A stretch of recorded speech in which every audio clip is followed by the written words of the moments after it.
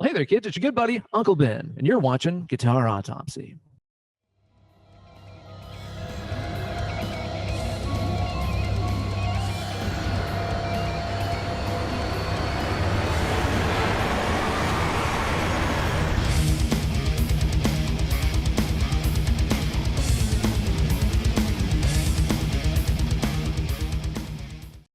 Hey, Ben, welcome to the show, dude. Thank you very much for taking time out of your busy day to hang out with us. Appreciate it. Thanks so much for having me on here. It's good to see you fellers. Bunch of handsome men in here. This is like a hunk squad here, man. For a calendar that we're gonna start selling, right? Yeah, there you go, man. There you go. Let's just sign it up, man. Put it in writing. For sure stuff. What's that? You heard it here first. That's right, man. That's right. So what have you been up to today? Dude, today has just been one of those odds and ends kind of days where it's like I didn't have any lessons booked or anything today because I was planning on doing this. So it's just been kind of a day of like actually get up at a halfway decent hour, hit the gym, walk the dogs, made a fabulous lunch. I had a fantastic seared grouper filet, absolutely wonderful. Nice. And I've not even gotten to pick up a guitar today, which sucks. I was really hoping I would have some time to play a little bit, but here we are. Yeah, it happens, man. You know, it's it seems to happen more than not. You know what I mean? It's like that thing called life creeps into the way of your guitar playing. You know, sure it does. It gets in the way of all the fun guitar stuff for sure. Yeah, that's for sure, man. So speaking of fun guitar stuff, I have a couple of things I wanted to ask you about. Dude, I heard you can do a pretty mean swirl paint job. It is known. It's not just a rumor, not just hearsay, man. I got into the guitar swirling business a couple of years ago, probably about 7 or 8 years ago, now that I think about it. And this is honestly even before I started my YouTube channel and taking that seriously or anything like that. I was just doing these swirl paint jobs on guitars and posting them up on places like Harmony Central and places like that. And it's actually really cool. It enabled me to meet a lot of people that I wasn't in contact with. It's actually how I got like Misha from Periphery and like from Animals as Leaders. Talking to these guys about just doing a paint job and stuff. And that's how that started. And it's a funny story. A lot of people don't know where the whole swirl painting thing came from, but this is one of those, you know, life hands you lemons. The guitar that I swirled first is the green Ibanez RG7 that you guys have seen, and I use that in photos and stuff all the time and in videos. And I got that guitar years and years ago, probably about 10 years ago on eBay. And this is one of those deals where, you know, you got to think back then, it's not like everybody had the newest iPhone that has an incredible camera on it. Most people were just putting up crappy, you know, digital camera photos for the eBay sales. So this guy is selling an RG, it was an RG7421, just a hardtail 7 strings, what I wanted. And, you know, he put up some kind of crappy photos of it. And it's like, yeah, it has some nicks and dings, some player wear, but no big deal. And I think I paid like $250 for it. It's nothing, you know. So I bought the guitar. And then like weeks went by and it still wasn't here. Hadn't heard from the seller, nothing. And I start contacting the guy being like, hey man, like some communication here. I paid you for the guitar. I want it, you know? Yeah. And it was just getting total radio silence. I ended up actually having to go through eBay and like I got his phone number and like his address and stuff. So I actually started just like calling him like 10 times a day. Yeah. Like, where's the guitar? Mail it. You know? Yeah. I actually had to harass this guy for about 2.5 months. Wow. The guitar. And by that time too, I looked back at his eBay account and there were like a million, you know, 0-star reviews for him of people being like, hey, I bought a printer. He never mailed it. The guy's account got shut down anyway. So the guitar shows up. It's like the big day, the tracking number says it's going to be delivered. I was working at a pizza place at the time. I come home from like a, you know, crappy day flipping pizzas and stuff. Yeah. I'm so excited for my new guitar. And the guy mailed it in the case. And I don't mean in the case in a box. I mean, he literally put a shipping label on a case. Oh, man. Wrap tape around it and mailed it. Wow. So I walk in the living room and I'm just like, oh, God, this is how he mailed it. And then I open up the case. And, dude, to say it had a few nicks and dings was like the, you know, undersell of the millennium. It really like the early Korn videos where they were playing the guitars that looked like they'd been like drugged behind a truck. Yeah. It looked like that. That. Carved into the body with like a pocket knife. It had like hate. Memorably, it had Elmo scratched into the paint. Elmo. I don't know what. Interesting. Yeah. The dark side of Sesame Street, I guess. Yeah. Right. And like, dude, the list of like injuries this guitar had endured was insane. All the fretboard markers and like side dots had X's cut through them. There was like I think corn was carved into the back of the neck of the guitar. Really? I was so pissed that after spending this money and being excited about this guitar and then having to, go through the links I did to get it, it shows up and it's just mutilated. I was so mad. Like, I opened the case and I closed the case. I was like, I'm not even picking this thing up because it's going back. But I have a question really quick. Do you think that the guy did that on purpose because you were harassing him? Like, do you think maybe it had normal wear and tear and then he was like, fuck this guy, he's harassing me? I know. I kind of wondered about that too. It's like, did it start off this way, or is this my punishment for wanting to get the thing I paid him for? I'm not sure, honestly. Right. This is like, it was a Friday night, I think, whenever I got it, and I was like, man, I'm not going to be able to go to the postal service until Monday, so I've got a weekend with this thing. So at some point over the weekend, just out of curiosity, I picked it up, took it out of the case, and like, it was one of those things where it just instantly clicked, and I was like, this is my guitar. You ever pick up a guitar that's like that, where you just pick it up and you're just like, well, this was made for me. Mm-hmm. And then a lot of guitars you play and you're like, this feels like I'm playing somebody else's guitar. Yeah. Reason, that's the majority of the time at guitar shops. You walk in a guitar shop, pick up something, it's like, yeah, that's somebody else's guitar. Yeah, this isn't mine, But for some reason with that guitar, it was just like, keep this. You need to keep this. It played and sounded awesome. So I did. And there for a couple of years, I kind of made it a joke of how beat up that guitar was. And like at different shows, I'd put like, neon colored duct tape on it and all kinds of just dumb stuff. And then I was finally just like, you know what? Let's just try repainting this thing because it's so hideous, but I love it. I love the guitar. So I was like, I need to make it look cool. And so I was like, well, let's just try this swirl painting thing. I've been obsessed with Steve Vai for, my entire guitar playing life. Let's just take it to the next level and go to that level of impersonation and have a swirl painted Ibanez 7-string guitar too. Let's go all the way.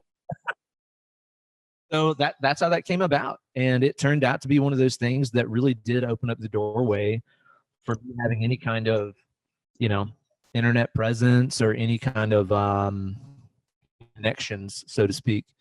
So, sometimes life hands you something unexpected, but if you spin it the right way, you can turn it into something largely beneficial. So, life lessons. Dude, it's all how you frame it. Yeah. You know what I mean? It really is. So I wanted to ask you some more in-depth questions about the actual technique and what's involved in it, because I've tried doing some things like that myself. It's so hard, dude. Whenever you find yourself wondering, like, man, how come there's nobody that swirl paint guitars anymore? Mm-hmm. It's a pain in the ass. Yeah. I mean, I went as far as, you get in the big tub to put it in the water and experimenting with different paints, but I never got all the way. Everywhere I've read said Humbrol paints is the way to go. I did many Humbrol paints. Yeah. Is that what you use as well? Some of them. Yeah. There's a couple of different brands of stuff floating around out there that you can use. Some that are just more hit and miss than others. I did have a lot of luck with a lot of the Humbrol colors. Some of them worked great. Some of them did not work great at all and were very temperamental. So it's a little hit and miss, but they generally work well if you get the gloss enamels. The real surefire bet, if you ever did want to take another stab at it, if you can find them, there's a paint company that makes stuff called Marble Magic. Okay. And you used to only be able to get it out of Canada. It Okay. used not to get here. You could get it from Canada though. But if I'm not mistaken, I think they've also gone under, or at least have like stopped communicating with anybody, because I've been trying to get some of their stuff for a year or two to do like some pedal casings and stuff like that just for fun. And they're just off the map. So I don't really know if their stuff is available anymore. So what do you use now? I haven't done any swirling in years. I just simply haven't had to. Yeah. It's one of those things, I still get a lot of requests for it. Like I get emails every week being like, dude, could you swirl a guitar for me? Because therefore, probably a period of 2 or 3 years, that was kind of like my second job, or let's be honest, like fourth job at that point was having. Right, yeah. And man, I worked at it, did dozens for people. And you know, just they'd mail me a body, I'd swirl it, I'd send it out to them and stuff.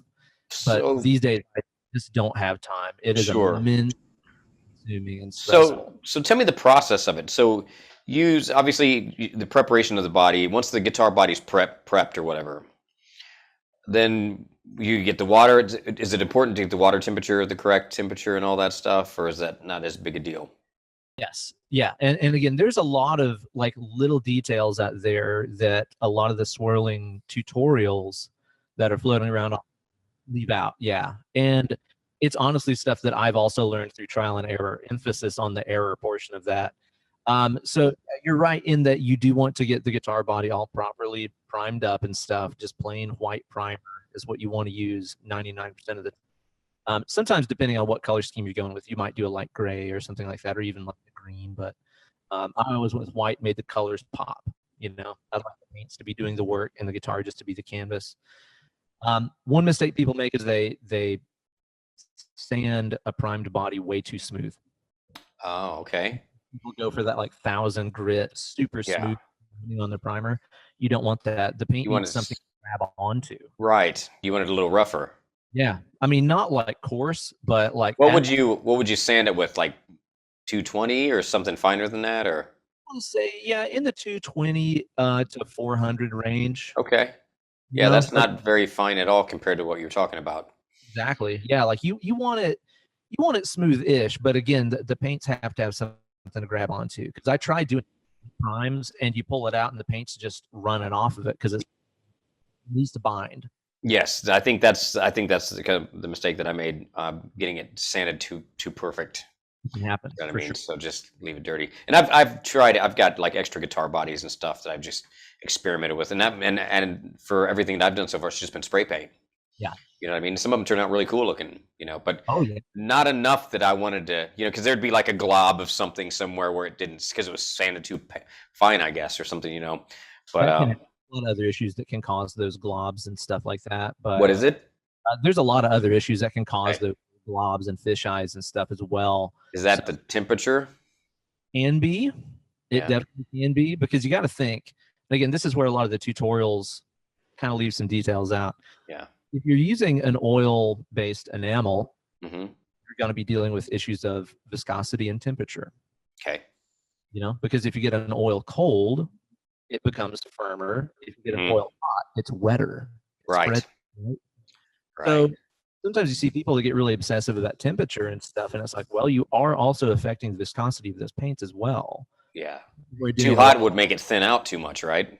Exactly. But if you have a paint that's really stiff and globbing up, sometimes that's what you need. Sometimes what? It's what you need. You know? Okay. Because I've had it happen both ways. More of the globbing up. It's like it would already start to like set on the water before we could even get the body in there. You know what I mean?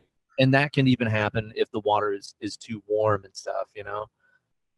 A big issue that a lot of people miss too is just your local water chemistry. And again, this is something that I learned very much the hard way, because all of the first swirls that I did of kind of building my little, you know, side hustle that I was doing were done in Jefferson County in Tennessee. And then it wasn't long after that my wife and I moved. It was only, you know, 20 miles up the road, but it's like in a different county and stuff. So it's a different water supply. I had like a bunch of orders. I had a bunch of people's guitars waiting to be painted. We moved to this new place. I set everything up to do some swirl jobs and everything. Nothing worked. Wow. Nothing worked because the water chemistry is different. Holy cow. Yeah. How long did it take you to figure that out? It took a little while. It took. Oh man, I can imagine. Oh. I mean, that's the last thing you're probably thinking about, water chemistry. Yep. Until there it is, and nothing is working. I mean, it's seriously like I just picked up a guitar and forgot how to play an E chord. It's just like starting over, you know. Yeah. No, not fun, man. No, it's not. So, you know, anytime you read stuff online about like, oh yeah, you need to use, you know, borax. You know, that's a common thing. Yep. Water and stuff. You need to use borax and have your temperature at this. Well, that might work for your town. Right. With your water chemistry. Yeah. So if something's not working, just continue testing. Water temp, borax or not borax. So let's say you find out that it's water chemistry. What do you do then? Buy a bunch of bottled water or something, or to Poseidon yeah, to bring right? quality waters back to your town again. That's crazy. You could do something like that for sure. You could get a bunch of distilled water or something that's super clean. And that becomes expensive, testing it out on distilled water.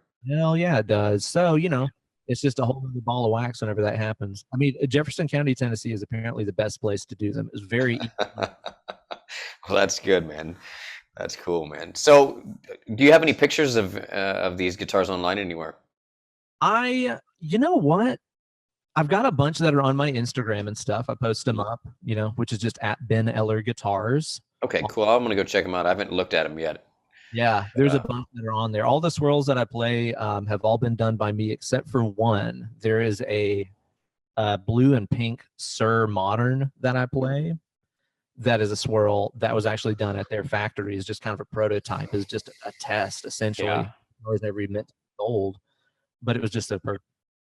So that's the only one of mine that I haven't swirled is that one right there. It's a lot of fun, man. It really, really is, and it's one of those things that I do miss. Like I miss doing it because it's a creative process. And before I got into music, art was my first big passion in life. I went to school for art. I didn't go to school for music. I went to school for art. And so whenever I got into that, it was finally the way for me to be like, wow, I'm taking things that I've learned as an artist and applying it to things I'm doing as a musician. It was like this perfect synergy that I really, really loved. And man, it's just, again, life has just gotten so hectic and so busy. I don't have time to do it. Yeah. Let me ask you this. So do you find that with just music in general, do you find that you have to have another release of some sort to do something else just different? Because now that I teach exclusively from my home studio since COVID started, and so this is where I practice too. You know what I mean? And that's difficult for me sometimes because it's like, okay, I've just got through teaching for 6, 7, 8 hours, and now I got to go back in and practice. Oh man, no, because then I'm starting to associate this room with work, which it's not really work because we're still playing guitar. You know what I mean? But it's different. It's it takes away from my creative process. So I find that it's like, I need to set up an amp in every room in the house so I can go sit somewhere else and work on it. But aside from that, it's like I found myself for the first time in my life ever enjoying to get out and do some yard work. Yeah, right. You know what I mean? That's weird because I hated that when I was a kid. Because we lived on, my parents, we had a big, like an acre lot, and, riding lawnmowers, push mowers, weed eaters. I was like, man, I'm never going to mow my yard again. And I still haven't done that, but I'll get out and mess with some of the landscaping and stuff like that and put some stone pathway in. Find it kind of just relaxing and just gets me somewhere else and get my mind off all of it. I agree 1,000,000%. And you really did nail it when you were talking about that shared space of like my workspace and my practice space are the same, and how it is difficult to mentally separate those two. Because this is something that I definitely started experiencing a lot of when I began teaching on Skype a lot several years ago. Whereas, it's exactly like you were saying. People have this glamorized idea of like working from home, yeah, and all that. And don't get me wrong, it beats digging ditches. Like we're very lucky. Yeah, for real. But at the same time, whenever I've just sat in front of this computer for 8 hours teaching guitar lessons, that cool riff or that cool song that I had an idea for earlier that day, it's gonna wait till tomorrow because I don't want to have my ass in this chair. Yeah. I hear you, man. Harder to separate, work and personal when it comes to play. Yeah, it's interesting because a friend of mine, or actually one of my students, went to one of the Steve Vai camps, and Devin Townsend was there, and it was doing one of the group meetings or something like that, and Devin brought up the point that, and hopefully I'm not saying something I shouldn't repeat, but he said it there publicly, so I guess it's okay. But he said when he's at home, he doesn't ever play his signature model guitars because that's his work guitar. That's a cool mental way to separate. Like I'm picking up this guitar to work. I'm not holding the guitar, so I'm just going to play and amuse myself. And at home, when he's at home, he just plays whatever guitar he feels like playing because that's his creative process. He doesn't write his music on his signature model guitar. Yeah. And it's interesting because then Steve Vai chimed in with something, And Devin asked Steve something like that, and Steve goes, "You're right. Every night when I go to bed, there's one of my old brown. I don't remember what brand it was. He had some old brown guitar that he Strat or something. He goes, that's what I play every night before I go to bed." Wow. Right. So that he didn't realize he was doing it, but he was. You know what I mean? That's cool. And hopefully I'm not telling the story wrong or secondhand information, but that's kind of like the ballpark of what it was. You know, I don't want to misquote anybody, but I've had a lot of people try to tell me, like, you know, with the studio that I teach out of, they're like, it'd be cool if you owned a building where you taught in the, you know, the main level, and then on the top you had like an apartment or something. And to me, it's just like, no, I don't want to do that. I need that 20-minute drive home to like disengage from everything. Otherwise, like, I literally would never stop working. I would always be doing something. As cool as the idea sounds. Yeah. Well, I mean, I do enjoy not having to go anywhere, because before this I was co-owner of a music school and whatnot. But you know, I like being able to, if you know, if it calls for it, I can just roll out of bed and just in time for my first Skype lesson, turn on my computer.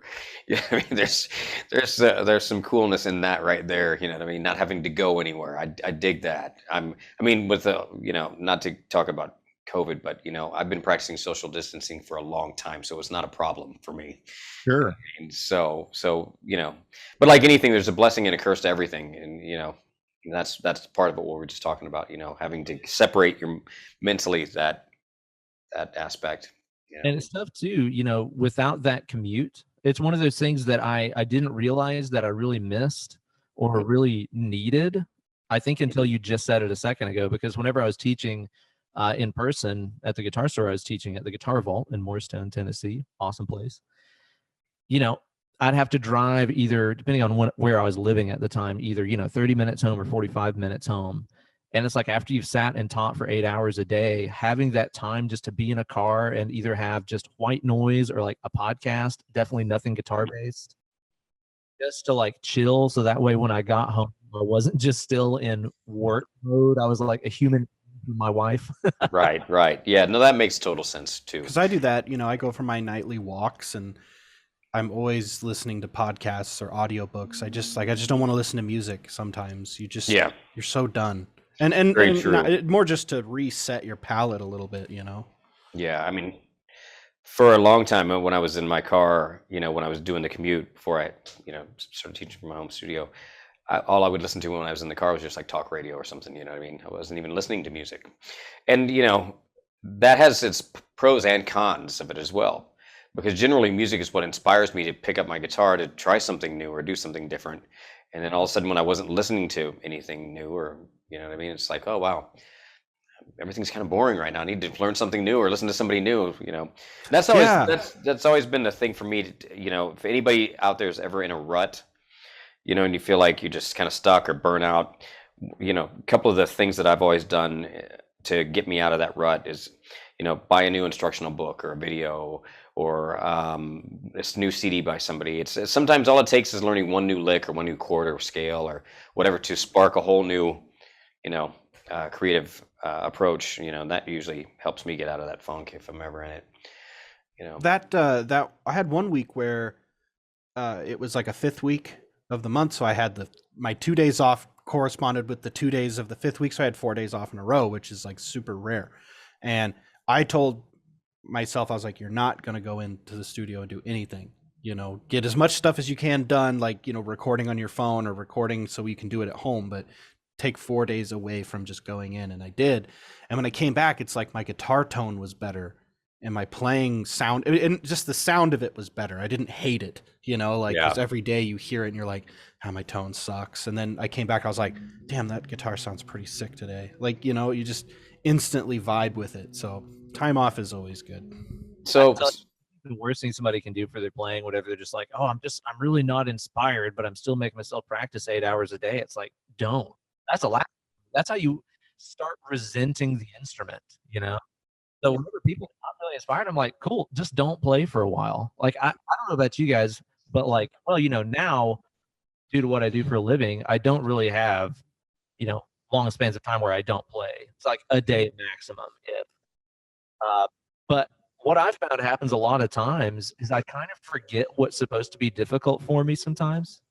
You know, whenever you're working on something, you're like, here's this thing that this is tough. I'm not good at this. And there it is. I messed it up just like I thought I would. Yeah. You spend a little bit of time away and you pick it back up and you kind of, I do anyway, I kind of forget like, oh yeah, that's that thing that was hard for me. I just, I get my own way. Yeah. I find sometimes that, just when I'm working, if we want to call it work, when I'm teaching, doing, music related stuff, I find that I don't really consider that practicing though. And I mean, that's like, it's a totally different thing. Even though somebody's like, well, you got your guitar in your hands 8 hours a day or whatever. It's like, well, yes, but I'm teaching and talking and it's not the same thing at all. It's like I had a conversation with a student the other day about, rehearsals with the band rehearsals. I said, when I was in Outworld, we had to practice to go to practice. You know what I mean? Because you don't just show up and then work your stuff out at rehearsal. You have to work on your stuff so that you can come prepared to play the songs. You know what I mean? So there's practicing to practice and just, what's going on in your life at that moment. When I became a professional musician, if you want to call it that, my practicing became based on what was going on. Am I shooting a video? Am I doing an instructional thing? Or am I doing a session? Or, and everything became driven towards whatever was going on at that moment, as far as practicing goes. I feel that way a lot of times as myself as well. Yeah, for sure, man. Well, Ben and I talked earlier about kind of on that same topic of how when you dive into one subject, let's say guitar, or whether it's music or art or I can't remember what we talked about on there, but you just do it 100%. Like there is no backing out. Like your whole life just becomes about it, and that's the way it is. And that can be really tough to when you have to say no to things that you want to do because you know yourself well enough to be like, do I really want to make my entire life about that one thing?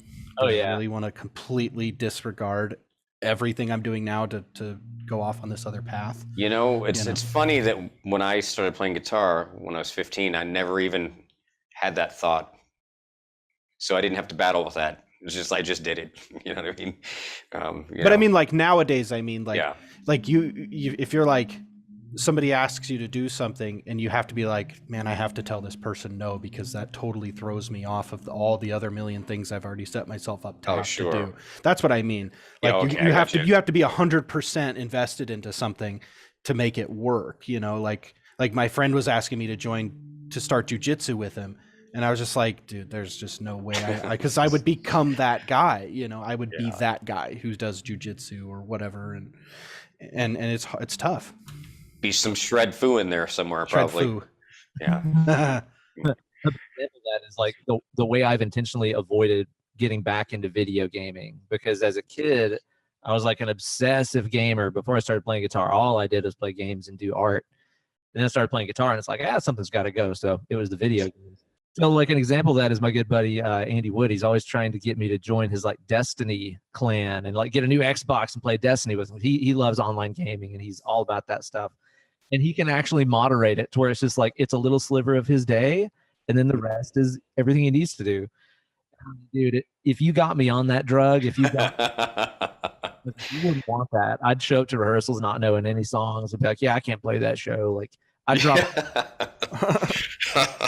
Do that, man.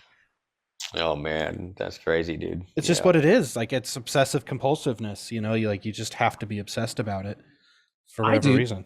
I don't know how anybody gets anything done otherwise. Like I have friends that have like casual hobbies and I'm like, what's that? Yeah. I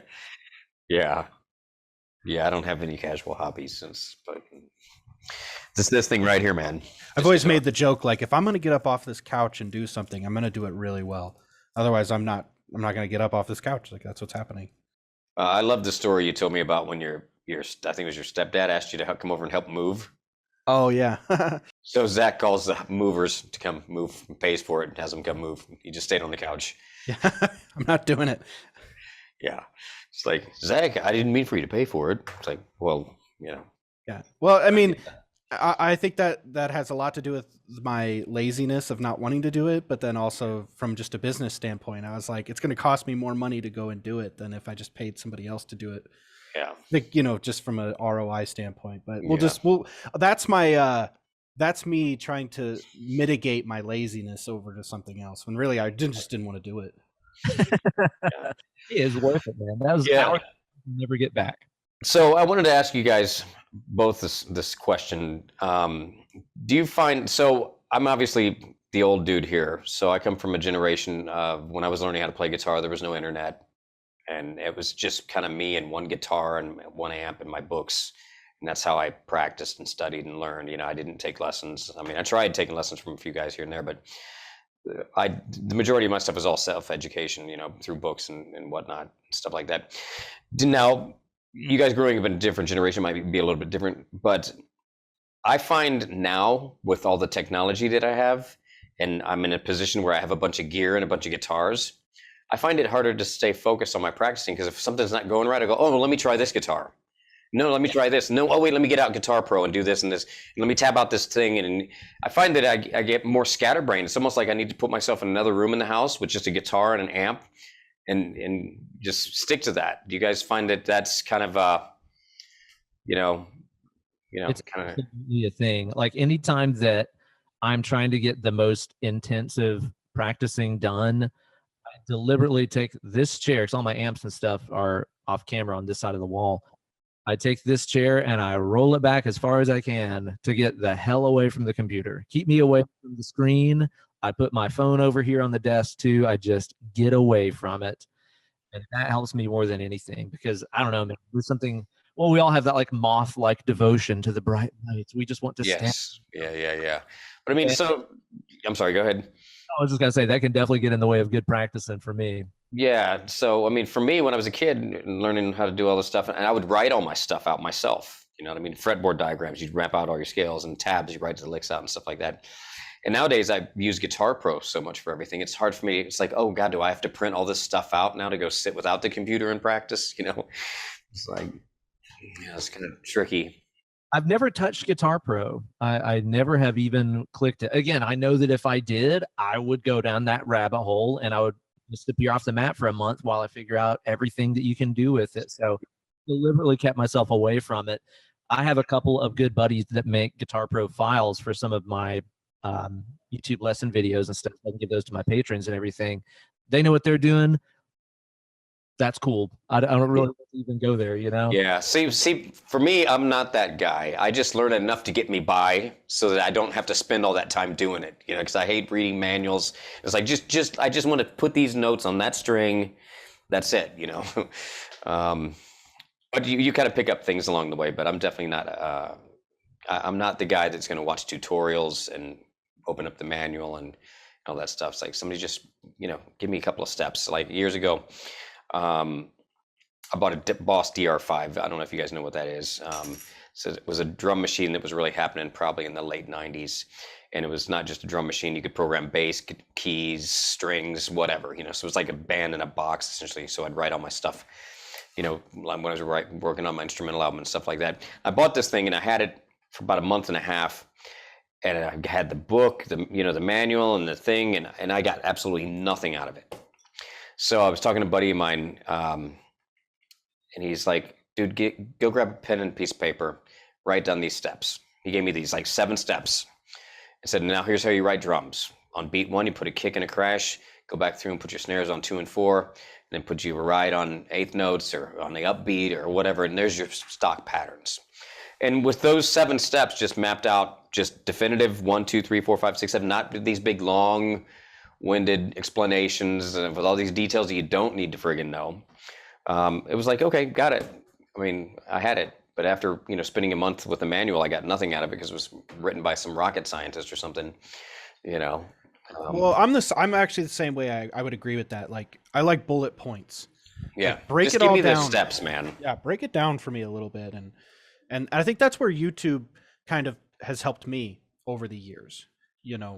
Where you go and you watch a tutorial and it's just somebody gives you the easiest way to get something done, and then on the flip side, you get the people that like won't stop talking the entire video, and all you wanted was like a 2-second explanation, and then they go for like 12 minutes about how their trip to Europe got them through the hardest time of their life, and you're like, I don't care. Yeah. I just want to learn how to do this, please.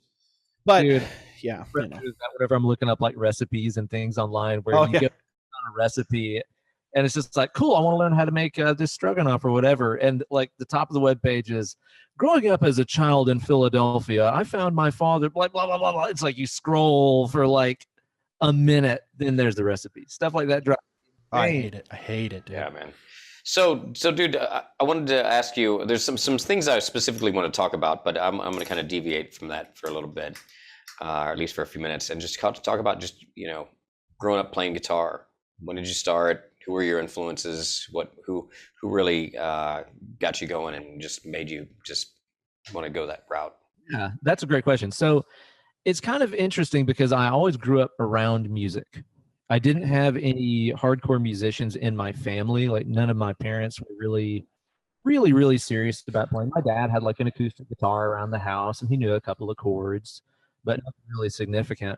But I just always grew up listening to music. My parents had a big record collection, and like legitimately some of my first memories that I have period in life are sitting with my brother in front of my parents' nice like turntable and stereo system, listening to ZZ Top Eliminator and Van Halen 1. Nice. Those are like some of the earliest memories I have. So like the sound of guitar, especially those two guys. Yeah, right.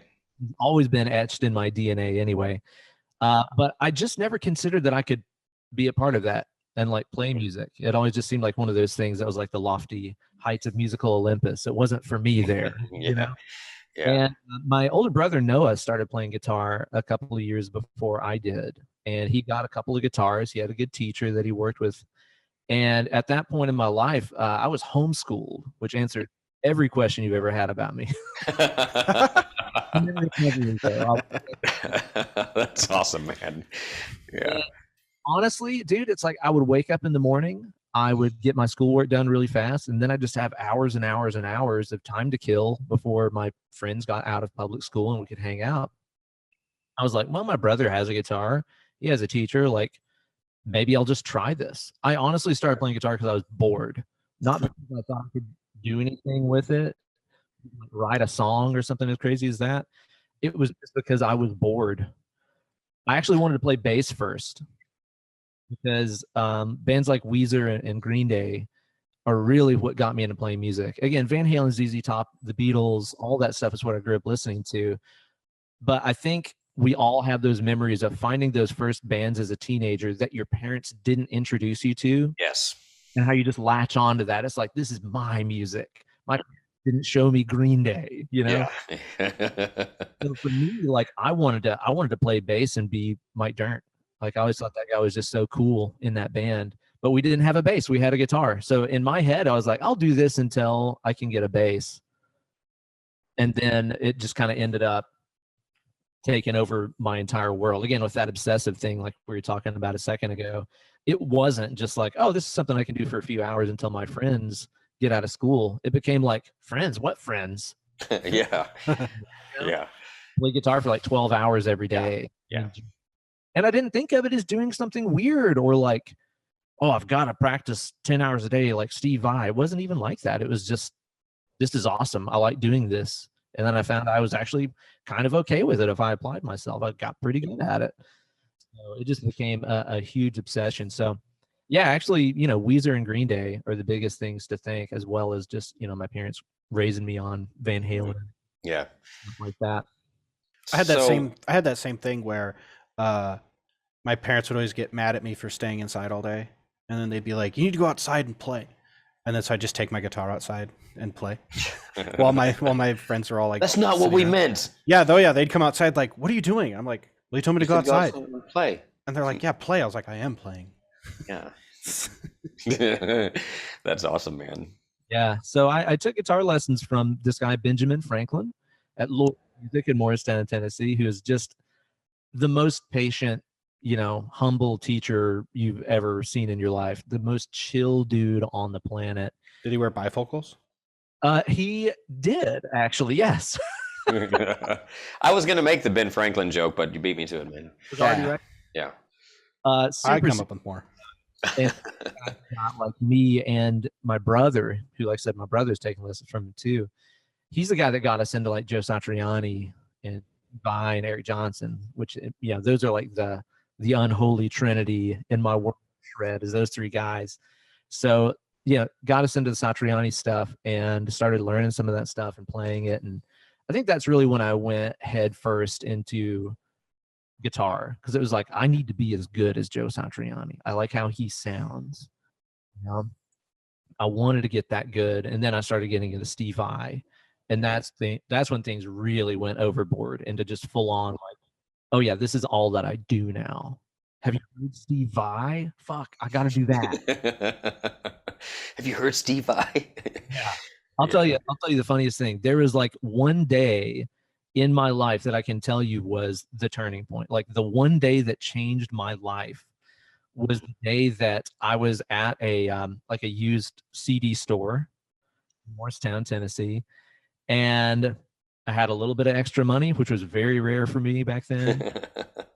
I was looking through the CDs and I was like, hey, they have this Passion and Warfare record by Steve Vai. I've heard this is supposed to be really sick. I got that. And I also got Extreme 2, Pointer Graffiti. Yeah, nice. I got both those records on the same day just because I'd heard that they were cool from a couple other friends of mine that were playing guitar. I got those 2 CDs. And then, okay, the town that I was living in at that time was Jefferson City, Tennessee, which is like a nothing town. It's a college town, but there's nothing there. But there is a little drugstore where basically the owners of it, their son lives in like Nashville, and he remembered what it was like growing up in Jefferson City, where if you need to go get guitar strings, you got to drive an hour to Knoxville to get strings. So what this guy does is he sends a little shipment of like strings and picks and essentials to this little drugstore in Jefferson City. So you go in the drugstore and there's this little guitar corner over there. Well, that's cool, man. So that same day that I got those 2 CDs, I went there to the drugstore to get some strings or something. And they had all these old boxes of guitar magazines. And it was all like old issues of Guitar Player from nice. And I just happened to get 2 issues. And if you know these issues, you know exactly the ones I'm talking about. I guess it would have been like the 1990 or 1991 issue of Guitar Player magazine where Steve Vai won Guitarist of the Year. Mm-hmm. The burnt Passion and Warfare. Mm-hmm. He's got his like head down on the cover. Yep. I have that. You know the one. Yeah, I do. And it's got all kinds of stuff about Passion and Warfare and Extreme 2 in it. It's got interviews with guys in it, as well as issue. It's an earlier issue of Guitar Player, right when Passion came out. It's purple, and it's got Steve Vai with the white universe on the front. By the ass end. You know the one I'm talking about. Yep, I do.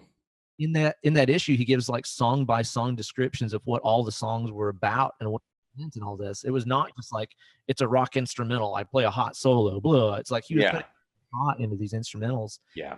I got those 2 CDs and those 2 magazines that had all this reading material about those albums on the same day. And I just remember, laying in bed with my Discman. Yeah. Just laying in bed with the Discman, like listening to Passion and Warfare and like reading Steve Vai's explanations of what these songs were. And that's honestly the moment where I was like, I'm done. This is it. This is I just want to make it and, do that. That's and also too, it's not just Steve Vai. Nuno is a huge player for me as well. So that record was also tremendously important for me. Yeah, that's cool, man. So Nuno, Vai, Satriani. Was there one other? Eric Johnson. Yeah, EJ is always a guy that I didn't really like reflect in my playing that much for a long time. Over the past years, just with some of the kind of focus of my guitar playing, I've actually woven in a few more kind of EJ influenced ideas into my playing. But yeah, Vai and Satriani, those were like the 2 at the top of the mountain for me, as well as Eddie. Again, Eddie's influence has been there literally my entire life, as far back as I remember. But also too, I'll put this out there. Whenever I started playing guitar, again, not thinking that this would be any serious thing for me or even anything I could get really good at, I just wanted to play rhythm guitar. I wasn't interested in playing lead. Like, I think we all have so many students now in the age of Instagram and stuff that buy a guitar and just want to learn how to shred. Yeah. I did not. I was just like, probably never be able to do that. So those James Hetfield riffs. Yeah, for sure, man. You know, so Hetfield has always been a gigantic inspiration for me too, and something that I wish inspired more young people. Good ass rhythm guitar playing. Oh yeah. Please Yeah. make it cool again. Yeah, for sure. Well, yeah, because Eddie Van Halen talks about that too, where he's like, you're going to spend 95% of your time playing rhythm. So you better be a pretty good rhythm player. That's what I was just going to say. Oh, dang, I keep cutting you off today. But I didn't realize that Eddie said it before me. That's something that I tell my students. It's like, look, man, you're going to be 96, 97% of the song, you're going to be playing rhythm guitar. And if your rhythm playing isn't good, nobody's going to make it to the solo to find out you can shred.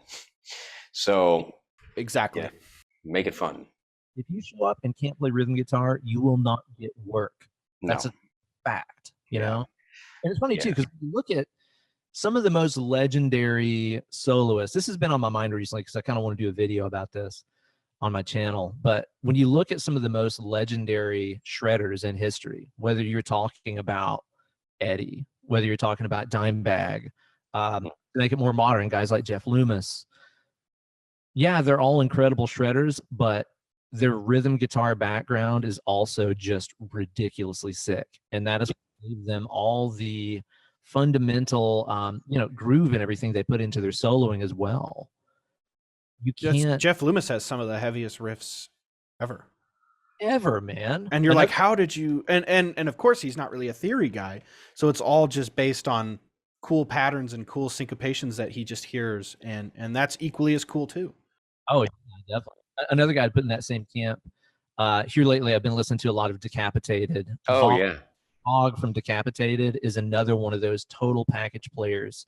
Incredible shredder, but also his rhythm playing is deadly. Like the best way to describe it, if you never listened to Decapitated before, imagine all the guys from Pantera were born in Poland instead of Texas. That's what Decapitated sounds like. Yeah, I haven't heard any of their newer stuff, but I've got the album with Spheres of Madness on it. Yeah, dude, they did that song is, dude. 18 years old, man. Yeah, I was living in Atlanta. It must have been around 2001 or 2. I lived there for a couple of years, and I was trying to put an instrumental band together there, and I had a guitar player who was going to play rhythm and do some of the harmony stuff, and he brought me this compilation CD that he made with a bunch of different songs on it by different bands, because I was starting to get into some heavier stuff, and that was one of the songs on there. And I remember just listening to that. I was like, man, that is just the sickest thing ever. Have you heard that, Zach? Oh yeah, my brother Derek's favorite, like one of his top 5, is Decapitated. Yeah, and it's just that song is amazingly cool. Yeah. Now, didn't the drummer die? And he was the brother of the guitar player. Yeah, that's the band I'm thinking of, right? Really, really, really, really, really sad. I can't remember if the vocalist also died or if he was just very badly injured. Really sad story. I think it was a bus crash or was it a helicopter crash, plane crash? I'm not sure. A bus carrying Decapitated. The tour bus collided with a truck carrying wood, and it killed the drummer, which is super sad. But I was listening to old Decapitated with my brother, and then he showed me some new stuff, and it's just like the riffs just keep getting better and better and better. Yeah. So how many albums do they have out now? You guys up to speed on that? 1, 2, 3, 4, 5, 6, 7. Oh wow. Okay, so I've got a lot of catching up to do. I mean, there's just some vicious stuff. What's the best album aside from the one I have to check out? I really like Organic Hallucinosis a lot. That's got like Day 69 on there, which is just punishing, and the tones and production on there are ridiculous. And I was reading love a the lot arc. of stuff are just garbage. Like he was using like a crate stealth, and the tones are just ridiculous because his right hand is just so mean. He's got that right hand that it's just like, man, you could record this on your Roland Microcube, and it's like the heavy right hand. Yeah, that's crazy, man. That's crazy. Yeah, Organic Hallucinosis. That's the one that I think is my brother's favorite, because I recognize the album cover more. Yeah, it is than any of the other ones. It's so cool. I'll have to check that out. And it's way more death metal-y than stuff that I usually like. Like I'm honestly not really into death metal. But there's just something about that record that just clicks with me. And again, I think it's because it's got enough of that like Pantera style kind of groove to it. So where does, it's an interesting thing, because if you ask somebody that doesn't know anything about heavy stuff like that, I don't think that they would be able to differentiate between death metal and Pantera. Right. Yeah. You think it's the same. It's like, where do you think that line is that separates that? You know what I mean? The funny thing is too, is like it's becoming, because you dig Pantera, obviously, right? Oh yeah, of course. Great stuff, man. But they're heavier than shit, Oh yeah, man. But it's getting funny and becoming one of those like funny questions that you can ask really young people just to make yourself feel really old. I know with a lot of my like younger students and stuff I've had over the past decade, like you show a 12-year-old or a 13-year-old or 14-year-old like Meshuggah versus Pantera versus Decapitated versus Cannibal Corpse, and it all falls somehow to the average kid under the umbrella of Screamo. Oh like, God. I don't Screamo, but I like this Meshuggah album. And that's what I say.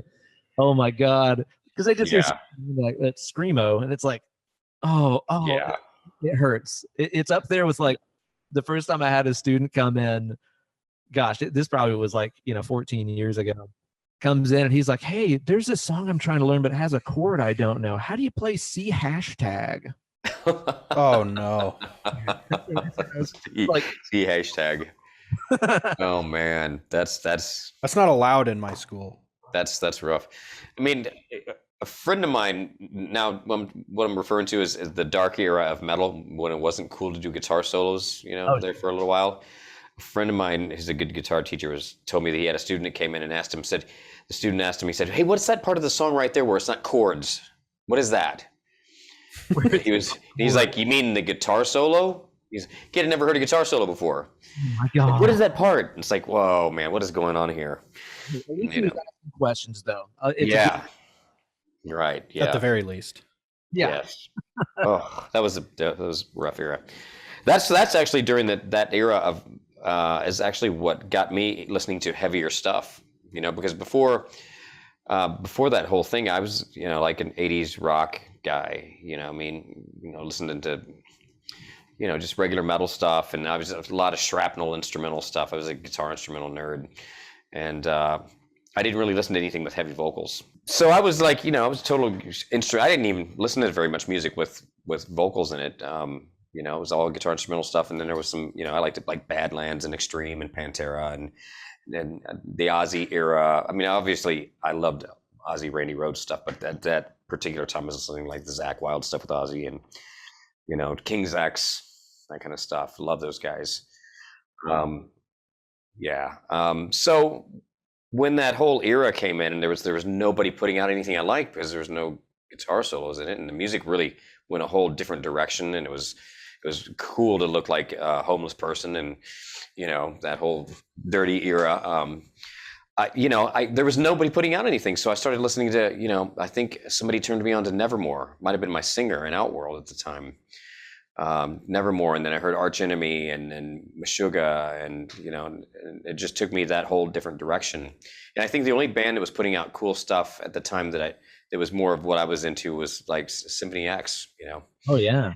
My Romeo stuff's amazing, but so that's what got me going that whole other heavy direction. I would never in a million years listen to a vocalist that sang like death metal stuff. That was like, oh, that's not singing. I was kind of a snob, but it's like when you start listening to that stuff, I had to listen to it in like 3 or 4 songs, and I had to work my way up. You got to build the palette, and once the funny thing is now I can tell the difference in every one of those singers that sing guttural like that, and you can tell there's guys that can do it really well, and there's guys that can't. Yeah, it's like anything else; it's definitely a talent. But that's what got me going into the heavier direction. Listening to that stuff because the drums were just killing it. And the rhythm guitar stuff was just sick. Oh yeah. That's where I found my inspiration at that period. So it was, good thing I found something. To kind of go back to the labeling and the subgenres and all that kind of stuff you're talking about as well. That's one of those things that I have a hard time keeping up with anymore. Where I'm like, am I listening to blackened crust thrash, or am I grime, filth. Yes. Oh, the subgenres kill me. It's like, no, dude, it's just metal. That's metal. That's country. Whatever. Yeah, man. Because the thing that I realize too is whenever you go and start doing these ultra sub classifications, you're automatically going to start limiting what the music can or cannot be. Right. That's a good point. To a band that's exclusively a blackened post crust, or like Nintendo core. Yeah, exactly. Then you're just crab core. Yeah, you're just automatically telling that band, "Hey, never outside of this box. This is what I want." And then act shocked whenever you don't like their second album because it sounds just like the first one. It's like, well, these subgenres really do just limit what you can get out of it. Yeah, in my opinion. I have two things about that. The first one is, I don't really care necessarily if people want to create little sub genres of their music. The problem is when all of those, like, we're all, let's say, like, we like metal, like that's just everything. I mean, whether you like Symphony X type metal or if you like Decapitated type metal, it should be that we all can just enjoy it all together. Like, I would go to a show that had Decapitated and Symphony X on the same bill, and it would be just fine.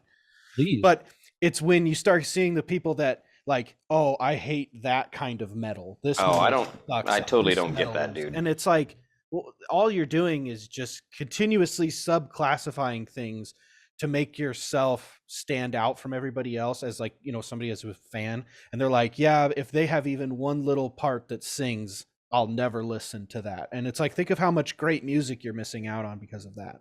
Oh yeah. Yeah. And that kind of idea, sorry. No, I was gonna say the second thing is, I think it's funny when they've got, like, math metal or whatever, math rock. I think it's hilarious when they call it that.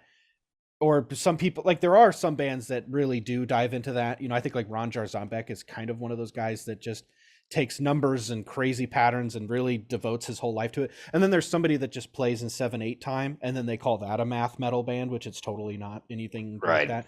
I just think that's funny because I was on TikTok rolling through and they're like, hashtag math metal, and the guy just played like 7/8 time, and you're like, well, that's not. That's not. I mean, you just played an odd time signature. I don't think that's the same thing. But maybe I'm being the pretentious. I don't know.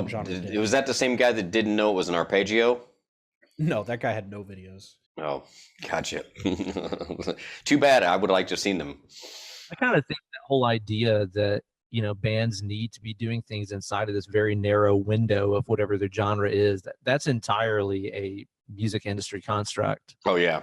Like, an artist didn't start saying, you know what I should do? Less stuff. Like, go back and listen to the freaking Beatles, man. Like, listen to what the Beatles did in their 8-year recording career. And the thing I think that a lot of people don't realize about that too is, whenever the music industry, I think, pressures bands to work inside of that little postage stamp size window of their genre. And then people are just like, wow, bands don't have longevity anymore. Bands aren't like career decades long anymore. Well, because they're being forced to put out the same album over and over, and you got sick of them. Nobody wanted to hear, and that's a shame to see. And that's also why, I always admire whenever a band does that, total U-turn with their sound, even if you like it or not. Like, let's say, like, for example, Opeth. Like, Opeth has been in their shag carpet era for the past like 10 years.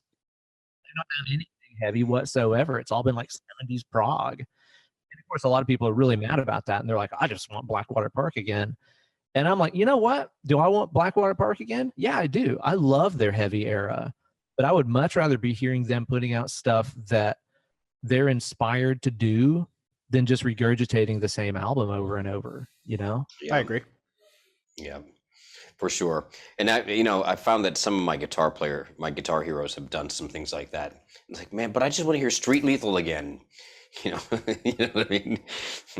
But I will add to that a little bit and say, I think that as much as I agree with the concept, I'll push back a little bit by saying that sometimes, though, people go maybe too far, and then you start alienating your original fan base completely, and then it's like I think there's a responsibility of being able to try new things but still keeping the other people happy. You know what I mean? At some level, maybe not 100%, but I get that. like, I think like Slipknot does this really well. Okay.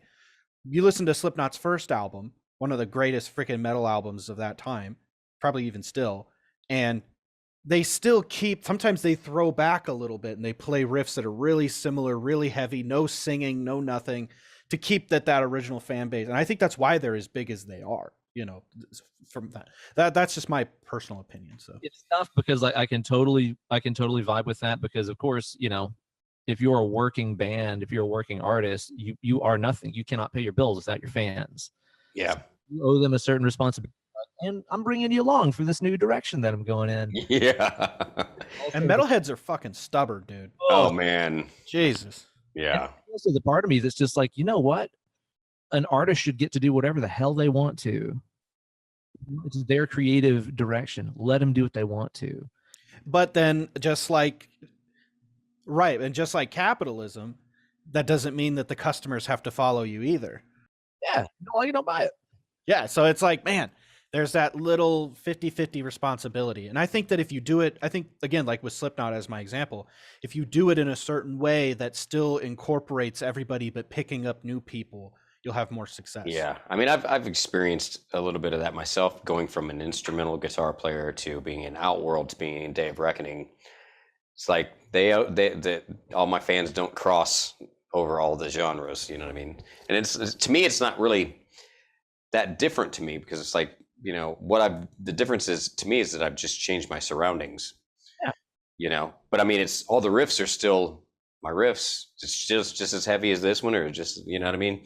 It's weird by changing things up a little bit and going from a power metal kind of singer with keyboards to more guttural vocals with no keyboards. It's like, whoa, that's a game changer. But that's also too where, you know, to go back to the labeling and stuff we were talking about, sometimes that kind of labeling can be beneficial for the consumer of the art to know the classification. If it says this on it's this side of this guy's playing. If it says this on the album, I know I'm getting the instrumental stuff. I've for years, man, that like let's use a band like Metallica for an example. Like whenever they put out Load and Reload, and everybody just lost their minds and hated it, and ignored the fact that those are some just kick-ass hard rock songs, guys. Yeah. But if they put that album out as like, you know, James and the Garage Boys, if it didn't say Metallica on it, they'd be like, cool, James and the guys are doing like a hard rock thing. Sweet. Mm-hmm. Yeah. Well, and you know, Megadeth did that a little bit. Yeah. Where he goes on these little club tours, even though it's still all the members from Megadeth, but he calls it like Vic and the Rattleheads or something. Oh, okay. And then he'll play like weird cover songs and just stuff that Megadeth would never do. But you appreciate it. You're not going for a Megadeth show, so you accept it. Exactly. So I think that's maybe a potential thing that people could try. Yeah, for sure. That is a good way to kind of, like you said, you know, let people know you are getting something different here. Don't be prepared for rest in peace whenever you go to see one of those shows. Yeah.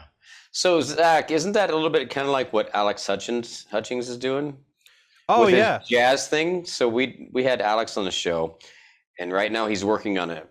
I don't know if I'm explaining this right, but he's working on his jazz chops, right? So he's gigging, but he's not gigging under his name. Really? He doesn't want anybody to show up at the shows that there's other fans. Yeah. Because he's just testing the waters and trying to get playing it together. Am I explaining that? Yeah, right. That's totally right. Yeah. That's true. Yeah, because you know, with a player of that caliber, it's like people might show up to that show and be like, "Hey, do the trick, do that thing." Yeah. It's like, that's not what I'm doing. I'm playing jazz now. Yeah, exactly. Yeah. Yeah. This is my jazz gig. And I think your buddy Zach, who's the dude that lived in your town that we had on the show? The guy that threw up on stage. Bill Hudson. Yeah, he was telling us about some of his touring experiences with different bands where he didn't want his fans to know that he was doing these gigs, right? Yeah. Did he say something like that? Well, he just said that he's like, you know, people are used to seeing him in Trans-Siberian Orchestra on these huge stages and on these huge things, and then he goes to some little club in Europe that holds like 20 people, and he's like, I don't want you to see me in this environment, you know, like it's not what I want. Yeah. That's Wow. funny. Go back to that throw up on stage. That sounded fun. I like that. That's where your mind went. It's like the guy that threw up on stage. Yeah. That was a great story, man. You'll have to go back and watch that episode. Good stage health stories like that. Any disasters that you've run into? Um, No, I've never had to throw up on stage. I've come close to throwing up, like when you're screaming and gutturling. Sometimes you kind of go, ugh. You're like, I gotta stop. I gotta stop. Yeah. Shows where it's just like the show is booked, everybody else is there. You woke up that day feeling like shit. Who cares? You go and play the show. Right. Yeah. In the post, and well, it's not post, it's not over yet. In the COVID age, I was having this conversation with a friend of mine the other day. It's so weird to think about the way that we used to just like show up to shows with a cold or a flu, and all that we do is be like, yeah, just don't drink my beer. I'm fucking sick. Yeah. Right. Yeah. Don't drink after me. Never, ever, ever, ever would I ever do that. If I wake up not feeling good, I am not playing a show anymore. It's just how it is. Yeah. Yeah. Yeah, well, responsible. I went to a show recently, and to get backstage, we had to do a COVID test right there on site. Wow. Be tested. We had to be tested, and then you went through the thing. Then you put your mask on, and you go back, and it's like crazy, man. It's like, well, that's not even fun. It's tough, dude, because all of my friends that are in touring bands that have, been out on the road and stuff this year, I mean, like you guys have seen as well, like 99% of them, it's like you go out for 2 weeks until somebody gets the C-bomb, and then you go home. Right. The tour's still going on. Yeah, it just shuts it down. Yeah, but the bands that have been able to do it and actually do their entire runs are the ones that are just having to bubble up super hard. It's like you live on the bus, you go from the bus to the stage, and then you're back to the bus. Yeah. No visitors, no VIP, no guests. Right. Yeah, that's what a lot of the bands are doing. There's just no VIP. We had Nita Strauss on the show, and she said on the Alice Cooper tours that there's nothing. It's just you do the show and that's it. Yeah. But that makes sense with Alice Cooper because he's like in his 70s now, isn't he? Yo, I'm sure. I mean, he would be at one of the high risk people that needs to be protected, and sure in that instance. Yeah, anyway. Absolutely, man. Because if anybody in the band gets it, that's direct exposure to him, and I mean, it's not good any way you slice it. No. And in my experience with that, it affects everyone differently. Sure, yeah. Mm-hmm. Because I haven't had it, but I've had students and friends that have said that, oh, I got it, and it was just like a bad, mild sinus infection, and somebody else was like just, out of it. Yeah, just tore them up. Oh yeah. No, in my experience, it's gone from, I know people that were like, I didn't even know I had it because I just felt normal, all the way to death. Like, right. It's just like such a broad spectrum. It's like all over the place. It's crazy, man. Yeah. So, I mean, I know it must suck for bands to have to be touring that way, because the fun of touring is getting off the bus in a new city every day. I love just walking around, finding some local eats, some beers and stuff that I can't get at home. See bands. Like, that's the fun of touring. Yeah, you get to play a show. That's cool. But all the stuff around is the fun part. So it's like you get that all away, and it's just like, no, you live on a bus. You get to go out and play for an hour every night. Like, God, that's punishing, man. But if you want to do it, that's just how you have to. Yeah. Do it. Yeah. It's that's what that's what a lot of people don't get. They don't realize that what the band is doing when they're not playing. All they see is rock stars on stage playing these big shows or whatever. And it doesn't even have to be a big show. It could be a club tour. It's still a big show. You know what I mean? In many respects. But, you're on the bus or in a van or whatever for many hours a day. Mm-hmm. So when you do get that moment to get off, you go explore. I mean, you just save your sanity, Yeah. It's really cool too, man. I mean, just walking around a new town, finding the local eats and stuff like that. I mean, I drove to Chicago yesterday and back, which is 7 hours, both, 7 hours there, 7 hours back. Ooh. I can't imagine. And we stayed for about an hour, and then we got back in the car and drove. So it's like, that's basically what it would feel like. Like, just, okay, here we go again. All right, back on the bus. No, we couldn't stop and eat anywhere, because especially in Illinois, they're a lot more strict than they are in a couple other states, Are they? They got it pretty tight. They got it pretty bad, I think, Really? Yeah, especially Chicago specifically. Like, yeah. But anyway, like, they just, I can only imagine, like, because I was so bored. Like, I was like, man, let's go get some food. Let's get some Chicago pizza, something good. And it's like, no, you can't, because it's like a waiting list. And then I'm just back in the car and on my phone on TikTok, just like watching stupid ass videos I shouldn't even watch, but whatever. In my head, what would be cool enough for me to drive 7 hours, spend 1 hour in a town, then drive 7 hours back? He was doing a responsible thing, something he had to do. Okay. A life thing, you know what I mean?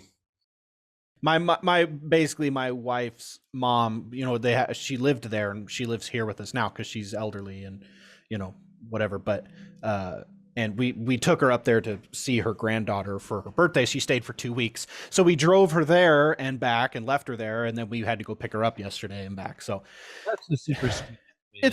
It is, but it's also like, oh my God, I don't want to do this. The first one was kind of exciting because you're like, ooh, I get to go drive somewhere and it's different. But, and I actually like hanging out with my wife, which is great.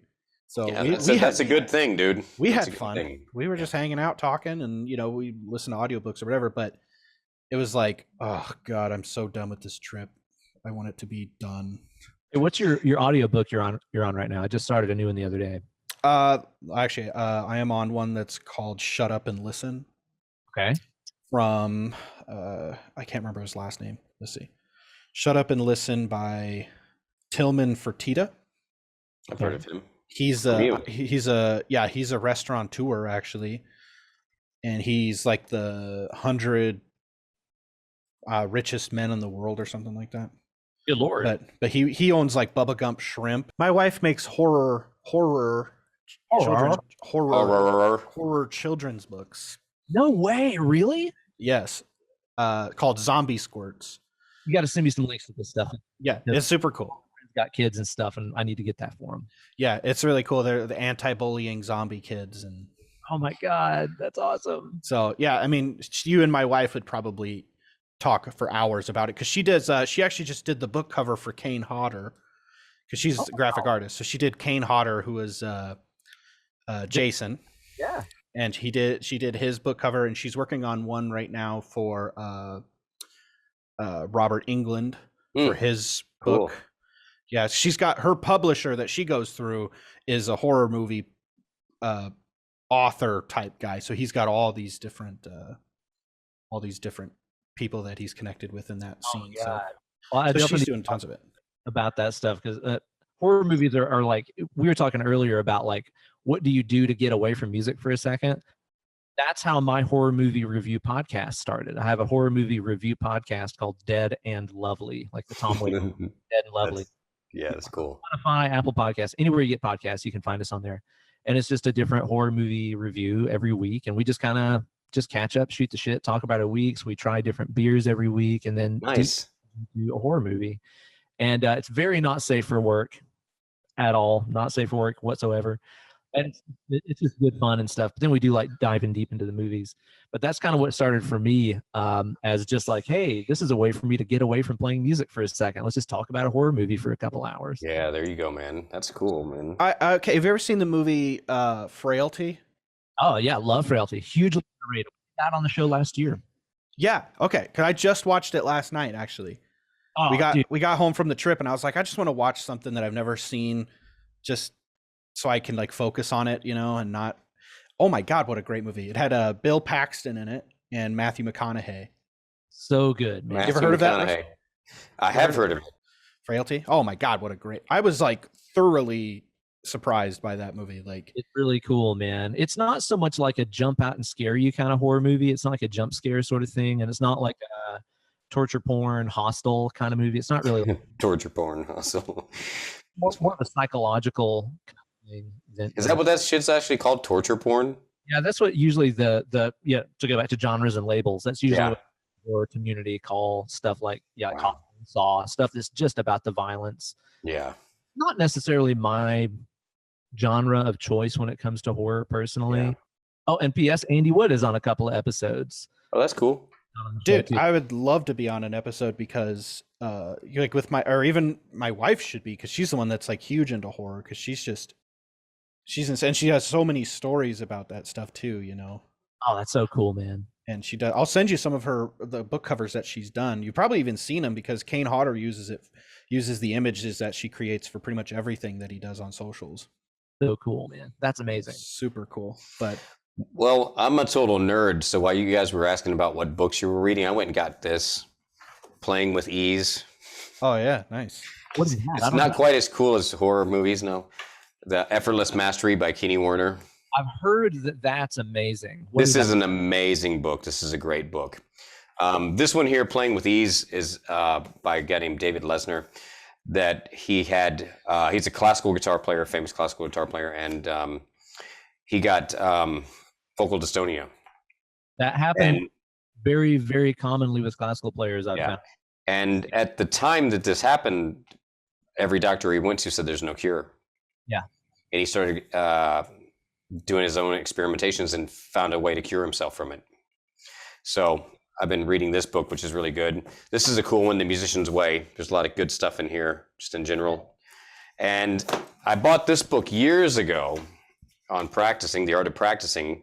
And I was going through it the other day, and when I bought it years ago, I didn't find it I was just like, that's whatever.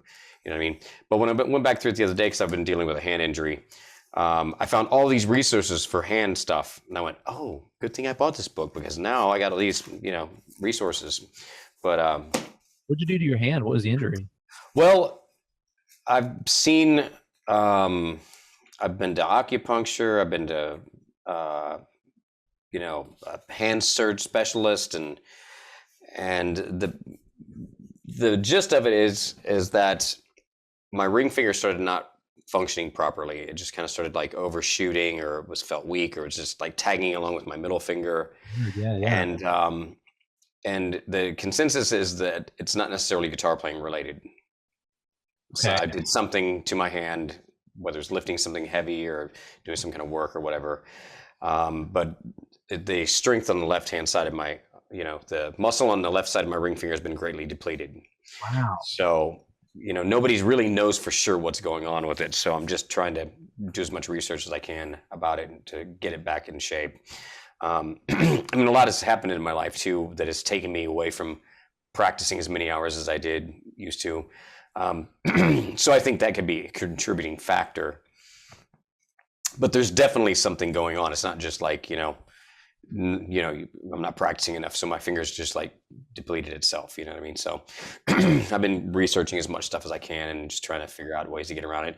And it's been pretty rough too, to the point it's like, wow, I would feel like when I was playing that I could never even get warmed up. Oh man. Ooh. You know what I mean? And for me, dude, I never used to have to warm up ever. Yeah. I could just pick up my guitar and play. Now having said that, it didn't mean that I could get on stage and play one of my instrumentals just cold, you know what I mean? But I could just pick up the guitar and play, you know what I mean? I played so much that there was no real warm up. But it's to the point now, or has been to the point where it's like, I might not even reach warmed up feeling, and that makes me not want to pick up the guitar at all. That's great. So over the last month or so, I've changed my mindset and the way I'm thinking about it. Instead of just walking in here every time I'm picking up my guitar, trying to go into my hardcore practicing shred stuff and just chops and to get my hand back, I've approached it differently and just started going back through a bunch of songs that I hadn't finished and working on riffs and just doing creative things instead of just being so focused on this that I'm not getting anything done. Right. So. And how has that served you so far? I have better days than others. When I come in here completely open-minded and just sit down and just start like going through some riffs and some songs and putting things together and doing some arranging, it's cool. But if there's ever a moment where I need to be like on the spot, then it's a real kick in the ass. Because it's like I don't feel like, it's like, I'll even feel like in lessons sometimes when I'm teaching, it's like, oh my God, this is just like, I'm trying to demonstrate this to a student and I'm playing it like this. It doesn't look good, Better than all of us on our best days, so it's probably I don't know about that, but it's enough. You know what I mean? It's like it's tough, but I think I'm in a different headspace now to where I can approach it a little bit differently, so it's not so painful. Mentally, not physically. There's never been any pain involved in it at all. Yeah. Everyday life, playing, not playing, there's no pain. It's just, well, I know that we've talked about that too, is like, Mhm. you know, maybe it's just better to just try to have more fun with it like you used to. Mhm. Go back to how you used to do things, not feeling like it's work. I got to do this, I got to do that, you know, and then that might help just mentally heal everything a little quicker Sure. too, you know. I don't Being know. in the right headspace, like, you know, it's like I'm gonna set it. Seriously, I don't know if you were on earlier when, maybe this is when you got. I don't remember when it was, the thing went down, but I was talking about, you know, putting an amp in every room in the house. Were you on when we talked about that, Zach? Yeah. Oh yeah, I was. Sorry. Yeah. Okay. So yeah, I mean, I think put one in the kitchen, put one in wherever. Just have a guitar everywhere, and just be able to sit down at any moment and pick it up and play. Let me ask you just a quick side question on that. What is your little practice amp of choice? I'm a Roland Microcube guy. I still haven't found any little practice amp that sounds better than a Roland Microcube. Has to be the Microcube, not the big one. The micro, Right. Yeah. The little one. the little one that looks like a car battery with the noon, a little delay, and on the classic stack, which is like the 800. I haven't found a practice amp that I like better than just that. Yeah. The closest thing that I've found is the Spark by Positive Grid. Actually, I've not tried that one. It's great, dude. I mean, you can plug in and Bluetooth all your stuff and backing tracks and you know, whatever, and just it's super on the fly and go. But aside from that, the other little practice rig that I like is not really very practice rig oriented as far as moving around. It's one of those little orange micro darks. Oh yeah, yeah. You know, but you throw a tube screamer on it, put a delay in the effects loop, a little 212 cabinet. So see there, right there, it's not a practice rig really. You got to incorporate a cabinet and pedals, and you know. But I got enough junk, I can throw some stuff in every room. I hope you work out the hand stuff. Stuff like that has always absolutely scared the crap out of me. Yeah, for sure. It can happen to anybody for any reason. It can happen to anybody for no reason. You just know. And the worst thing about it is we're not even sure. The doctors that I've seen are not even sure what it caused it. Most of them think that it's not guitar playing related. Yeah. You know, so I don't know, man. But anyway, I'm just gonna, you know, just gotta keep pushing. That's all you can do, man. Like that I've ever had was actually just a couple of months ago, and it absolutely just terrified me, man, because this place I'm in right now is essentially just my studio. It looks like an apartment, and it is an apartment, but this entire space is just my studio. And whenever we started renting this place, we had a very narrow window of time to like get the whole thing painted. It was this awful yellow color, even the ceilings were yellow. And so it was like, we have to paint this place before they put the new flooring down. Like, you can paint it fast, make a mess, doesn't matter, they're ripping up the floors anyway. So my wife and I and some of my wife's family came over and helped a little bit too. We had like, you know, 3 like 12-hour days of rolling. Wow. Yeah. They're really tall. They're like 15-foot ceilings. And again, had to actually paint the entire ceiling. So it was nothing but, you know, spending all day, every day with a brush above my head doing trim, with a roller doing the ceilings. And after 3 days of that, just nonstop doing it, I woke up. Actually, that night, I wouldn't even say that I slept that night because I just kept waking up because actually both of my arms and hands were just numb. Wow. And it was the classic thumb through half of this finger carpal tunnel. Ooh, wow. And I've never had any kind of hand problems ever until then. And to say that it scared me is the biggest understatement that I can make. I was sitting here going like, oh my God, maybe I should just put all my money into Bitcoin now and hope my guitar playing might be over. You know, just through learning some good quality stretches. Yeah. You know, drinking tons of water and taking turmeric and stuff like that. Just anti-inflammatory kind of things. Yeah. It's totally better. Fine now. But do you find that the amount of how much more water intake did you start to drink as compared to normal? Man, I've always been an aquaholic, honestly. Okay. My friends are always making fun of me because I never don't have a big ass water bottle. You know, I always am just chugging water all the time. But I think it's just definitely made me more conscious of it. About like, you've probably not had enough water today. Mm-hmm. So now, do you take like turmeric or some other kind of anti-inflammatory on a regular basis? Yeah, I have just like a little bottle of turmeric over there by where, you know, we make coffee in the mornings and stuff. That way it's there too. And that definitely, I mean, I can't say like it changed my life. I don't know, but it's definitely not hurting. And again, right. feel good now, so I'm not mad at it. Was there ever any point with your playing that you felt like you needed something like that? Like you were noticing swelling or any kind of, no? No. But that all kind of goes back to, I think, some habits that I started early on with my playing that I'm very thankful that I've always had. As I mentioned earlier, my brother Noah played guitar for a few years before I did. So whenever I started playing, he had a couple of nice like Ibanez guitars. And that's what I kind of learned how to play electric on. I learned how to play on our dad's Yamaha acoustic from the 70s, and then moved on to my brother's electrics. Well, because it's an Ibanez, it has a really thin neck and really tall frets, and my brother would keep light strings on. He'd play with nines. So that's just always what I've liked. I've liked playing guitars with big frets, and I like playing 9 through 42 in standard on a Fender scale guitar. Les Paul. Right. Fender scale 9s is just where I'm at. So I think through playing light strings on big, tall frets and always having had a picky ear for intonation that can hear if you're over fretting, it's just always made my touch kind of light for the most part. I mean, I'll dig in when it needs to sound heavy or whatever, but my touch is pretty light. And I think that has definitely helped my hands. I've definitely had days that I've had to do sessions on, this Les Paul that was leaned up in the corner that has 11s or 12s on it. And then at the end of the day, my hands are like shot. Yeah. So I definitely some of that too, just playing easy to play guitars, honestly. Yeah. Interestingly enough, when I was, when I started noticing this stuff with my hand was around the same time that I started playing a 6-string Telly in standard tuning and an old Fender acoustic in standard tuning with heavy gauge strings on it at the school where I was teaching. That's where I started noticing it. And when I would really notice it was when I would go home and get on all my guitars. I get on my 7-string guitars, which are all tuned down a half step, still with 9 to 42. That's when I'd notice my hands feeling like my fingers like overshooting or clumsy. And I've always played, as long as I've been playing guitar, I've always been played with the tallest frets you can get. So again, it's light touch. You dig in when you need to, but because of the height of the frets, you have to be super conscious of the intonation. I'd go to an open mic or something, and a blues guitar player would grab my guitar and everything would be out of tune. It's like, well, dude, loosen your grip. Brush the guitar's in tune. You don't have to death grip everything. Yeah. But so and back in my mind, I think that's actually has something to do with what happened with my hand. I mean, I don't know. So it's almost like maybe I should not play anything in standard with heavy strings and small frets, or I don't know.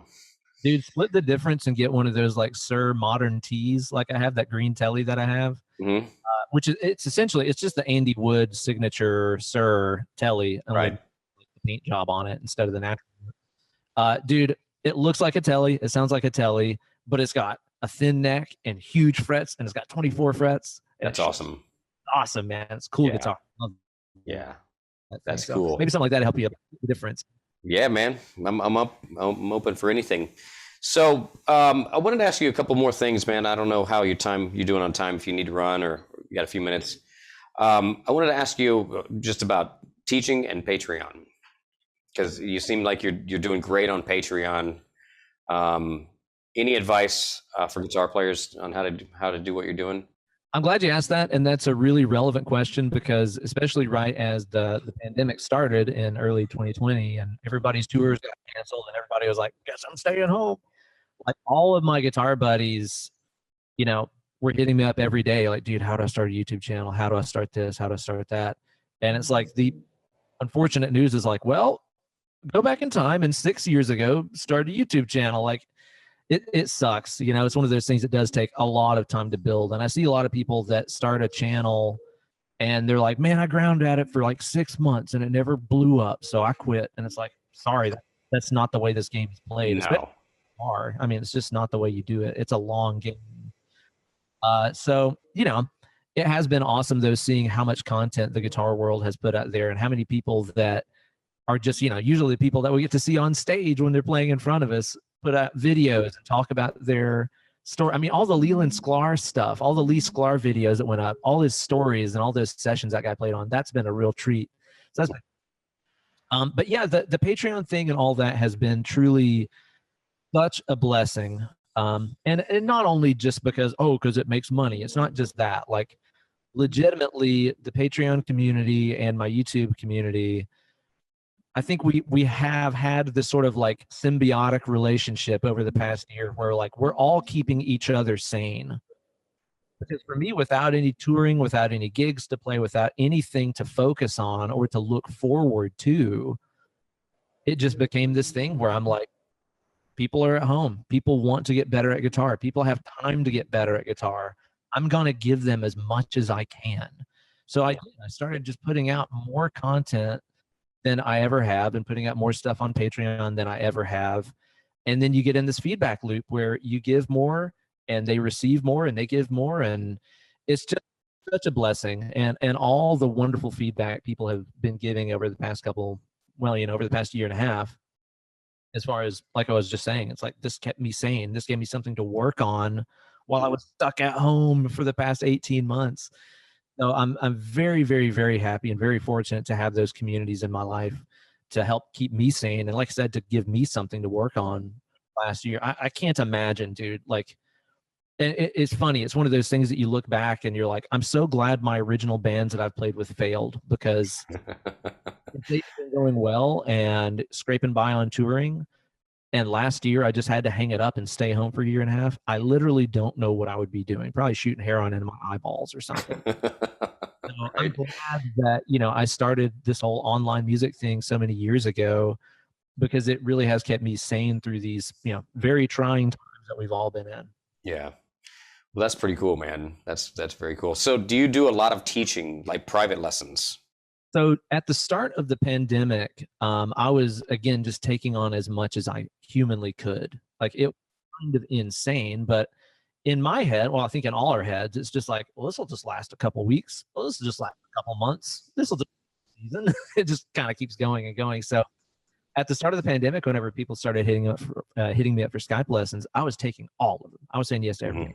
I was seriously like 60-hour-long lessons every week, in addition to doing YouTube stuff and Patreon stuff and my podcast. And it's crazy, but like last year was so slammed for me, it's insane. And I'm so thankful for it. So at the start of the pandemic, I was teaching like a lunatic, and I have been for years, but especially since I had the extra hours open up since I wasn't teaching in person anymore, it was just like, I'll just convert 5 days a week onto teaching on Skype. And right. So what's like a weekly roster? I mean, what's the number? Well, nowadays I've slimmed things down quite a lot, because, you know, due to the growth of YouTube, it was a great time to be on YouTube last year. Obviously, everybody's just stuck staring at their computer or their phone. Thankfully, with the growth of that and with the growth of Patreon and the work I'm putting in there, I don't have to teach as much as I used to. So I have slimmed it down quite a bit, but I'm still Monday, Wednesday, Friday, every teaching lessons, leaving a little bit of everything else. Yeah, Monday, Wednesday, and Friday, maybe 10, 15 a day or something like that? Or not nuts. I'm not killing myself with it. And it's keeping it fun and fresh for me as well. Yeah, sure. Mentally fatiguing teaching. I think if you're a good teacher, it should be. I think if you're a teacher that's just like, this is how I do it, this is how you're going to do it, go. I think you can probably get through a day and it's not mentally fatiguing. But me and many other teachers out there, like, I like to work my brain hard to figure out how this person. So for me, by the end of an 8-hour day, I'm wiped mentally. Yeah, because everybody learns differently, you know. So it's my job to figure out how everybody learns. Good teacher understands that. You know what I mean? So it's like, you know, being able to teach the modes 3 or 4 different ways. You know, explaining the same lick 3 or 4 different kind of ways. You know what I mean? And every time you hit that thing where you're like, this is my method of teaching it, and this person didn't understand it. What's another way around the barn that I can get them to learn it? Yeah. By the time you take that journey, I understand something better than I did before. Yeah, for sure. And see, for me as a teacher, when I was in school, they labeled me as learning disabled. And it's like, well, I wasn't learning disabled. They only taught one way. That's it. I just happened to not learn that way. So as a guitar teacher myself, I've made it a point to be able to look at every direction possible and just rethink how I can explain things to that next degree, just so everybody understands it. You know, I don't ever want to be in that situation where I don't know the answer. Yeah, that's what I mean. Like, just out there, you know, just being like, I don't know how else. I don't have another way. Yeah, right. That's that standardized testing type crap where everything is exactly the same for everybody to just see on a standard spectrum where you land, and that's just not. That's not right. It's not. They say not the reality of it. They say everybody has, special skills, or everybody has something that they're smart at. But if you judge a fish on its ability to climb a tree, you think you're stupid forever. Yeah. I think Einstein said that. He might have. Yeah. I just said it. Well, I'm just kidding. Zach just said it. That's it. No, but I mean that's exactly it, man. Like in high school, that's how I there was all these like I was always having like C's and D's in high school, or like 8th, 9th, 10th grade, like in that range, and my parents would just get so mad.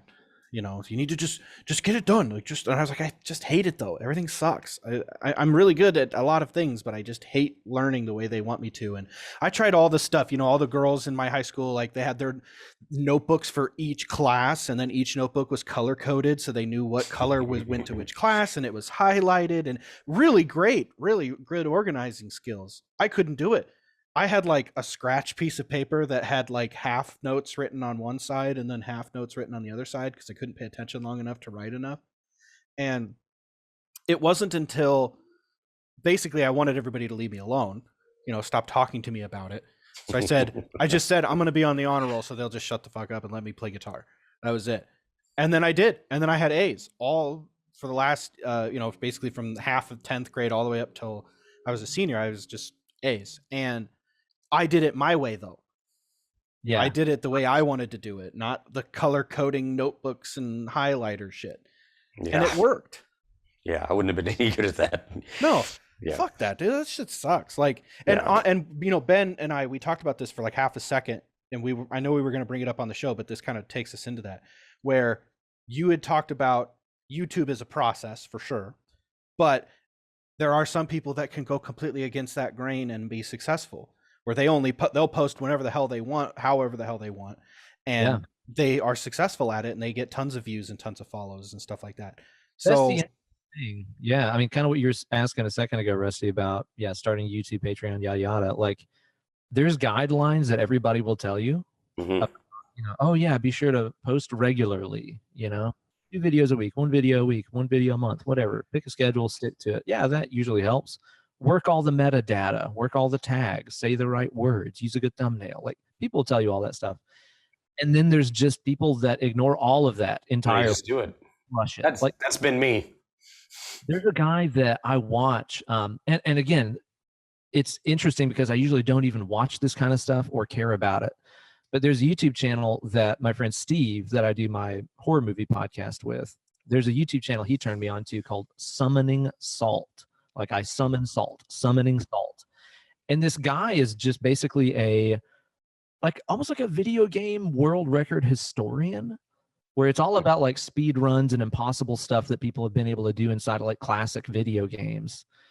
And he puts out a video once every like 3 months, and like, there's no production. It's just gameplay footage and voiceover. It's that. And his thumbnails are garbage. But his content is so good and so gripping that people wait for it. You know what I mean? It's like some people's channels rely on the YouTube algorithm to like, put that in like, hey, look who put up a new video today. Your friend, whatever. Yeah.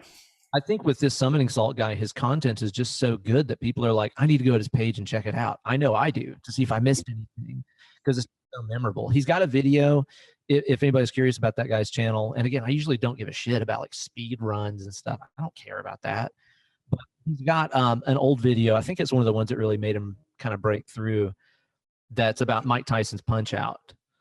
Something about the quest to beat, what's his name? Matt Turk or Mike Turk or something like that. You'll see it if you just type in Summoning Salt Punch Out. You'll find it. But it's about like Mike Tyson's Punch Out records, and it's so fascinating. This guy can just tell a story and really pace it exactly right. Like, he's really, really good. But anyway, moral of the story is here, it's like there's stuff that just breaks the algorithm all the time because the content is just so damn good. That's one thing that I see a lot of people doing in the guitar world, where they're trying to get their channel to like break through more and get more hits and stuff. So it's like, oh, I went out and I bought a red camera, like what they film movies with. And I've got it on this automated tripod that moves around, and I've got this chair that makes me play faster. Yeah, it's like all this stuff, and it's like, did you make the content any better? Because that would kind of get some hits if the content was better, you know? Not always just the gear that you're using or what it looks like. Yeah, right. It's the content of quality. I mean, that's really what it is. And I think people genuinely, I mean, anybody that's serious about anything is going to go for the content. You know what I mean? They're not I'm not looking for some big grand production. I just need what I need to get out of it. You know what I mean? Totally.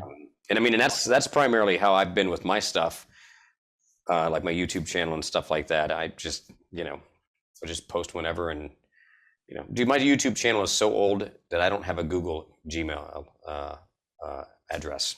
You know what I mean? Wow. You know what? It's funny that you mentioned that. That's something I've been wanting to tell you too. It's so cool and surreal for me to be doing this podcast, and just to know you as a friend, Rusty, because like you're literally one of the first like guitar players I ever saw on the internet. Like whenever my family got our, Hewlett Packard Pavilion, whatever it was that we had back in the day, with our modem and 80 hours of AOL a month or whatever it was. Yep. Like that was basically right when it was probably about a year or so into me playing guitar. Yeah. Crazy, man. The internet, Yeah. And I can't even remember what sites it was on, but like I remember seeing videos from you, like when you were still playing the Conklin gear. Mm-hmm. Yep. And also seeing videos like randomly, like Ben Lacey and guys like that are just monster players. Yeah. But yeah. So you're one of the first people I saw on the internet. It's such a different animal now, because back then it was just like, what are we doing? I mean, there was no social media. It was websites. And the way you branched out then, it was by swapping links with other musicians. Dude, just trade links, man.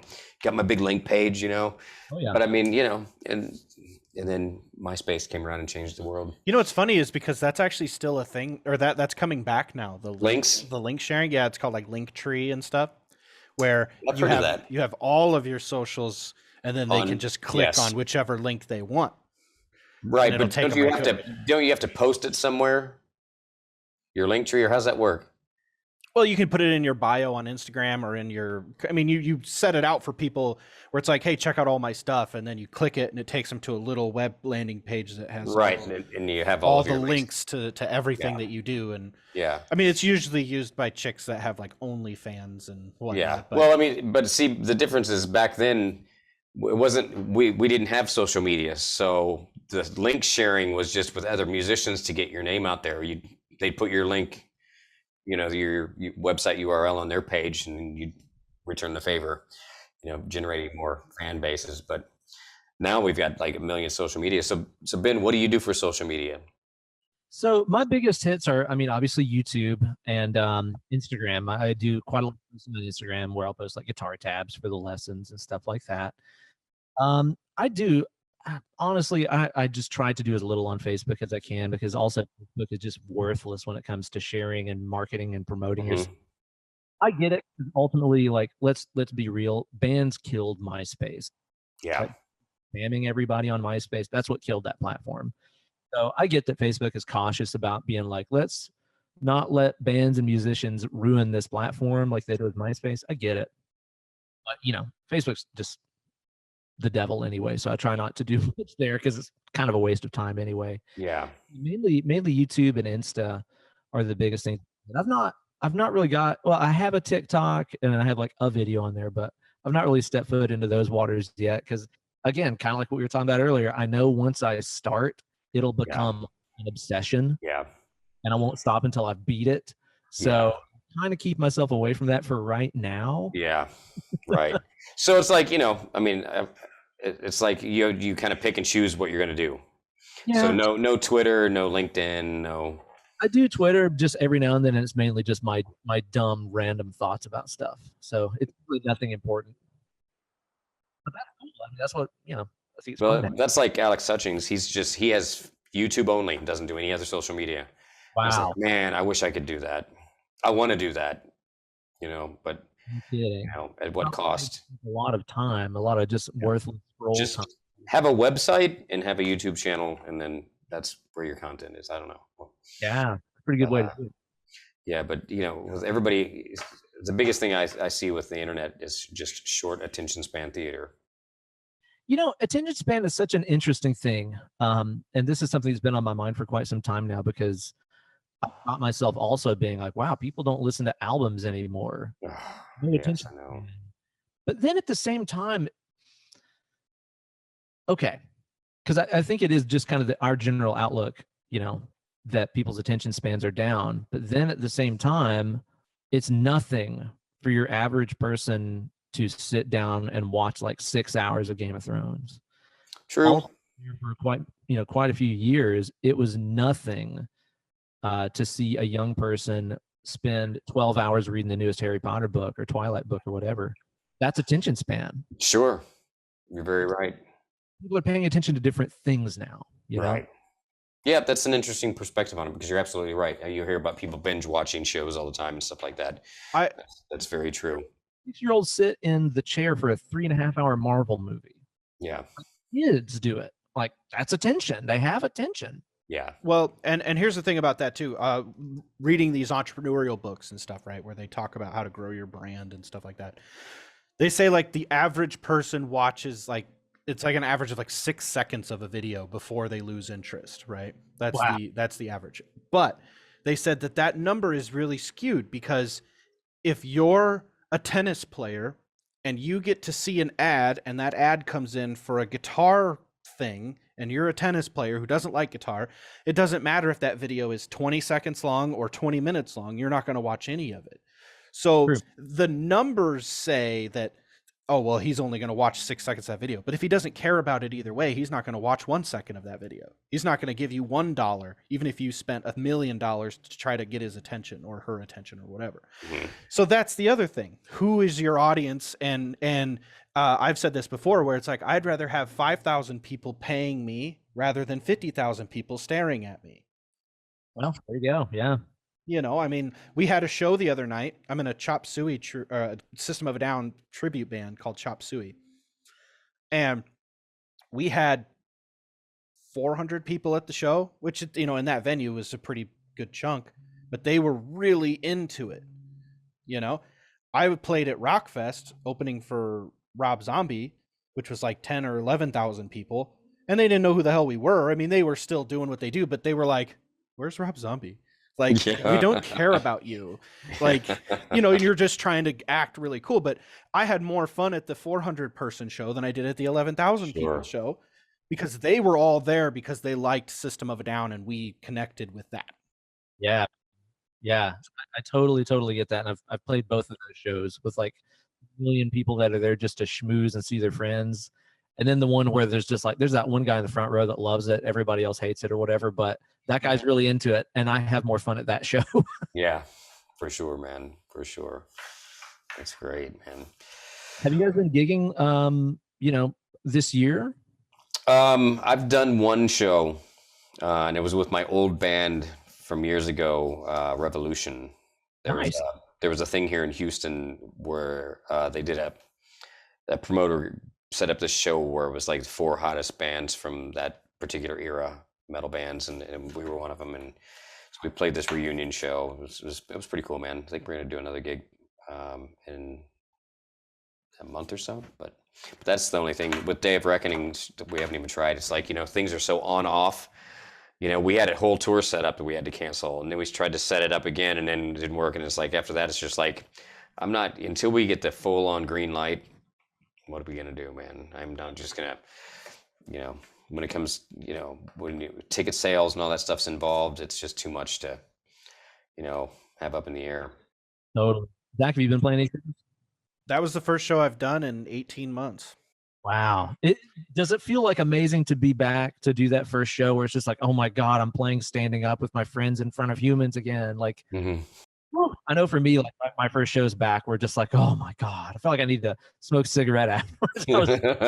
Right. Well, I posted a video on my Instagram and TikTok about, it's like a minute long thing, being like, I felt really depressed the next day. Oh yeah, or yeah. the day after, where I was like, is this a real thing? Like post-gig depression, where you're just like, man, I had so much fun, and all week you're hyping up about it because you're hyping other people up about it, so you're getting hyped up, and then you're there doing the sound check, and then you get the stuff. Everybody wants your, like, because even though we're a tribute band, people still want our signatures for some reason. They still want your autograph, and they still want your merch. Like, we sold out of all of our merch. Wow, nice. But it was like, then the next day you're like, oh, I got to do the dishes today. Dude, I really don't. That's totally a real thing, regardless of COVID or not. Well, right. I experience that more when I'm out on the road, if I'm doing like a clinic tour or something like that, and I'm by myself, and I'll experience it pretty immediately. It's a very bipolar thing. It's like you're at the clinic, you're doing your performance show, signing autographs, pictures, everybody's around. It's like dopamine. Yeah, and then it's like it's all of a sudden it's over, and you're being dropped off at your hotel room by yourself. Like, then I just go absolutely nuts, man. I'm climbing the walls, and it's like that transition from doing 120 to 35 or walking. It's just like it's hard to do. I'm glad to deal with that, man, because that's one of those things. Even think back to when I was a kid, and it'd be like after all the Christmas presents were open and there's wrapping paper everywhere, then you're just like, and it's done. Christmas is over. I've been thinking about all month. It's over. Yeah. And I run into that same stuff too after I hit like particularly really busy spans of work. Yeah, that's funny you mentioned the Christmas thing, because that's so true, man. You watching the presents come out under the tree one at a time for about a month or so, and then the big moment's finally here and it's over. Crazy, man. My wife can't handle me after the show. She's like, Alicia can just shut off. I don't know how she does it. She literally just like, oh, this excitement, and then she just goes, I'm ready for bed. I'm gonna go sleep, and then she just turns the lights off and falls asleep. I don't understand it. My wife does this thing, and I'm like, how? I can't just turn the lights off and go to sleep. Like, that's not how it works. And then she'd be like, babe, you need to calm down. I was like, I fucking can't. Like, I'm ready to go. Don't tell me to calm down. I'm calm. That's crazy, man. It has been just wonderful to be back and playing some shows and stuff. I've not been doing any touring or anything like that, but me and Andy Wood have an 80s hair metal tribute band called Skank Banger. Yeah, we were going to ask you about that. Very classy band. Yeah. We've gotten to do some shows, some smaller shows at some venues and stuff around here, and some private events and things, and that's been amazing. But I've also been gigging a little bit with there's a yacht rock cover band here in town called Smooth Sailor. Mm-hmm. And it's all yacht rock. It's all Michael McDonald, Christopher Cross, Hall & Oates. It's all that kind of stuff. We do some Steely Dan and things in there too. Nice. And I've been subbing for them a bit here lately, and it's so fun. That's a hard gig, by the way. Like, that is way harder than like Skank Banger. Like, playing Steely Dan tunes, playing something like Josie takes a lot more practice than playing Cherry Pie. Oh yeah, for real. Yeah. Oh yeah. Cherry Pie is just like some power chords and totally scale with a couple mode notes here and there. But some of those yacht rock tunes are crazy difficult. I'm actually I got so inspired by it just from being like, oh my god, I get to learn all these songs again and play them again. I've got a series I'm gonna start here on my YouTube channel called Monsters of Yacht. Very cool, man. Hardcore soft rock being the tag. Like just about that stuff, because a lot of the music is so fascinating. There's so much cool stuff in those songs, so many cool chord progressions and things that a lot of us rock and metal guys never get to touch. So I'm starting a series about that stuff too. It's gonna be fun. Yeah, that sounds great. And speaking of chords, I think we both share a similar interest in Ted Green. Oh my God. I've been going down the biggest Ted Green rabbit hole lately, man. Yeah. You and I were texting about that, actually. I've just been watching every like old, like people have filmed clinics, people have just filmed like private lessons they took with Ted. I've been trying to consume as much as I humanly can. Yeah. I mean, just absolutely unbelievable harmony. The things that this guy heard, it's beyond like his technique. I mean, his technique is insane. Just to hear things the way that guy did, that's what's fascinating to me. Yeah, he's amazing. I haven't gone down that rabbit hole yet of watching all the stuff on YouTube and whatnot, but I've had chord chemistry, modern chord progressions, jazz, single note soloing, volume 1, volume 2 since high school. Wow. And and the books have just been a continual source of inspiration. And they're not the kind of books that I've approached methodically where I'm starting chapter 1 and work my way through the book. It's been one of those things where I just open it up and what's this saying? Pick it out. And I mean, and I always forget to give him credit as an influence, because he was an influence, even though I didn't hear a lot of his music growing up. But just the amount of information that I got out of his books. I mean, I could end up writing a whole song by learning a couple of chords out of his book, or a chord progression, and then turn that into a whole song. You know? Oh yeah, yeah. That's one of the that I feel bad that a lot of players that are exclusively into, you know, metal especially, that never get to even hear some of those sounds, because they just don't exist in metal. I mean, there's not a lot of like 13 chords being played outside of like Revocation, and you know, very niche bands. But I think that a lot of people don't realize how whenever you learn to expand your sense of harmony, and I say harmony, I don't mean like how the two guys in Iron Maiden play a third part. Right. Yeah. Harmony. Yes. When you learn that stuff and you're exposed to those sounds and you learn how to understand them, it's seriously like if I compare the way that I hear stuff now over the past couple of years of getting to play with some truly incredible players that have taught me a lot. I'll talk about some of those guys in particular, versus the way that I heard music back when I was just in the Metallica and Green Day and stuff. Right. I feel like the easiest way I can think to explain it is like, it's almost as if I learned how to see new colors, where like I used to see in 5 colors and now I see in like 1,000. Right. It's strange to explain that. It's like going from like a Game Boy to a Game Gear. Yeah. It's just like, oh, color, you know? Yeah. Right. Yeah. It makes sense, because I mean, there is really a narrow palette of color in there. And when I was growing up, you know, if you tell me I can't do something, I usually go and do it. Hell yeah. When I was growing up, I'd read interviews with guitar players saying, well, you can't really play these kind of chords with distortion. So I made it a point to be able to play all those chords with distortion. You just have to find a way to make it work. You know what I mean?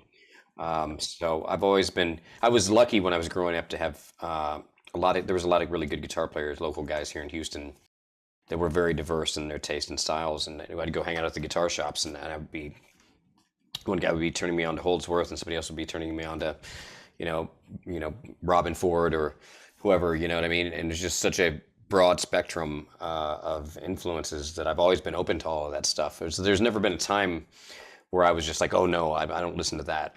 You know, matter of fact, it's like I'll listen to anything and find something I like about it, and probably something I can learn from it. You know? Yeah. Oh, exactly, man. Because that's the thing that, you know, and again, this is where I start to feel like definitely an old man talking about young people and stuff. Yeah. But, you know, whenever I started playing and learning music, I was not even remotely interested in things like country music. I wasn't interested in jazz or anything. And then I find myself playing these kinds of gigs where, especially over the past, you know, like I said, me and Andy Wood, we've been working together about 6 or 7 years. And he's introduced me to so many things in music and so many players in music, and helped me get some really great experiences under my feet that wouldn't have been offered to me otherwise. And it's by doing stuff like playing country gigs, you know, and playing styles of music where it's just like, hey, fit in. Hey, you never just go in there and blend in. Yeah. And then getting exposed to players like a good friend of ours, Travis Toy. Travis Toy is a guy that I get probably the biggest, most noteworthy thing in his career is he's played steel guitar for Rascal Flatts for, I think, a decade plus. And I know that Rascal Flatts might not be a band that you think of when you're thinking guys with amazing, insane, you know, harmonic ideas. You're thinking life is a highway or something. But everybody in that band is an absolute monster player. And playing with Travis Toy on some of these just like random, you know, gigs. Sometimes he gigs with Andy Wood's band. Sometimes we just do country gigs and stuff in Nashville. I swear to you, like within 2 or 3 shows of playing with Travis Toy and standing next to him and hearing him play steel, because he plays pedal steel, which is the devil's instrument. Pedal steel is a miserable instrument to play on earth. That guy like rewired my ears. I'm not even joking. 2 or 3 shows with that guy, and it was just like, I can't hear music the same way anymore, because his harmony was just bonkers. I'd never heard anything like this. I'd never heard anybody play the kind of stuff that Travis would choose to play over like dominant chords. it was just like it rewired my brain, you know. Never would have been offered that opportunity if my original metal bands would have worked. Kind of goes back to what I was being thankful for the, you know, crash and burn that every band that I've ever tried to start has done. Yeah. It afforded me so many amazing opportunities because partially because I chose not for that to be the end, you know? Right. Yeah. Just keep going. Yeah. But guys like Travis Toy changed the way I hear music. Incredible player. He's got a great like Insta and stuff too. Be sure to check him out. Emil Werthler. Oh yeah. Emil, you know, I met that guy whenever I was touring and playing guitar with Whitechapel. The guys in Whitechapel, I've been friends forever. We grew up in the same town and our band played together and all that. I didn't know you toured with Whitechapel. Yeah, I played on a bunch of the records too. Really? Killer, man.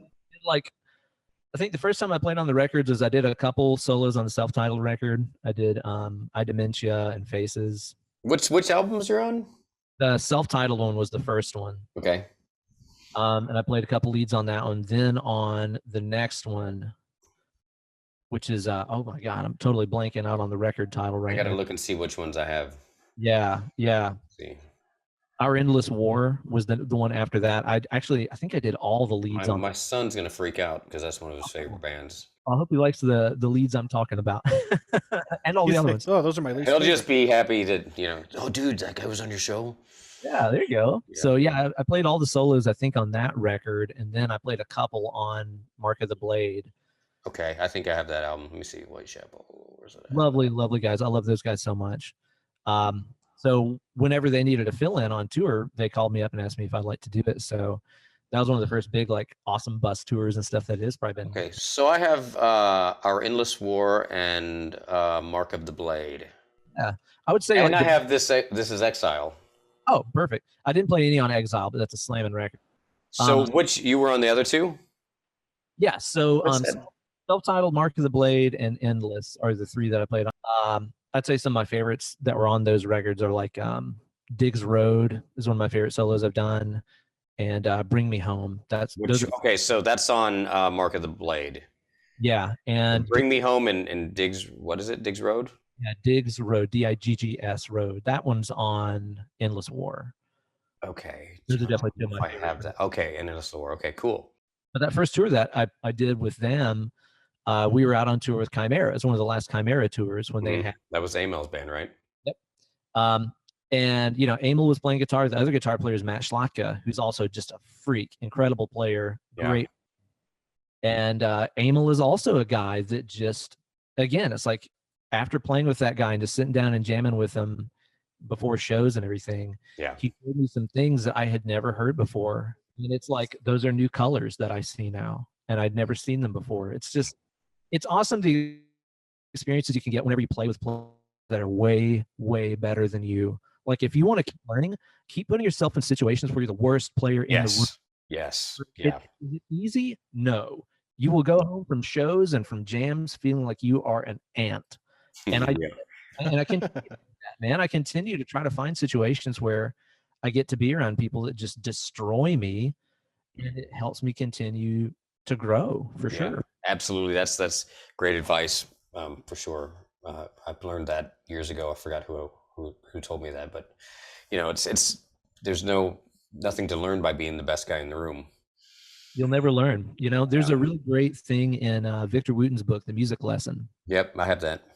I mean, that's a life changer right there. Everybody just go on Amazon and buy that book right now. The Music Lesson. Incredible. But there's a segment in that book that I'll paraphrase. Yeah, that works. It's hard to say. Yeah. He's talking about, like, you know, babies don't learn how to speak their native language by hanging around other babies. Yeah. A baby can't teach a baby how to speak English. It'll just teach it goo goo gaga. Mm-hmm. You learned English because you were around people that had already mastered it. Your parents were already fluent. They were masters of speaking your native language, and you just got to hang around them, and that's how you learned. Guess what? That's how everything works. Mm-hmm. Right. Yeah, that's great, man. Yeah, I have that book. I haven't read it all. I've read bits and pieces, and I did read that part you were talking about with that. That book has some parts in there where you're like, okay, this is just getting weird now. But there's so much information in there that is just wonderful. I mean, it's a life. It really is. Another guy that's kind of like that is Mick Goodrick. Dude, it's so funny you mentioned that. Like, as soon as you started pulling out guitar books, that's one of the ones I wanted to ask you if you have the Advancing Guitarist. Oh yeah, that book is great, man. Just all his little anecdotal stories and how he puts everything is just amazing. I got introduced to that book by another guy who was very, very important for me in my development as a guitar player, as a musician. You know, like I said, I grew up in a really small town, hardly any guitar players there. But my friend Eric Reason, who is my brother's age, he was the first person that I met that was like obsessed with music like I was. Where it was like, oh, you don't do anything but play guitar? Me too. I didn't know there were more of us out there. Yeah, It's like, right. like on Stranger Things when Eleven finds all the other, she's like, there's more of me. Yeah, right.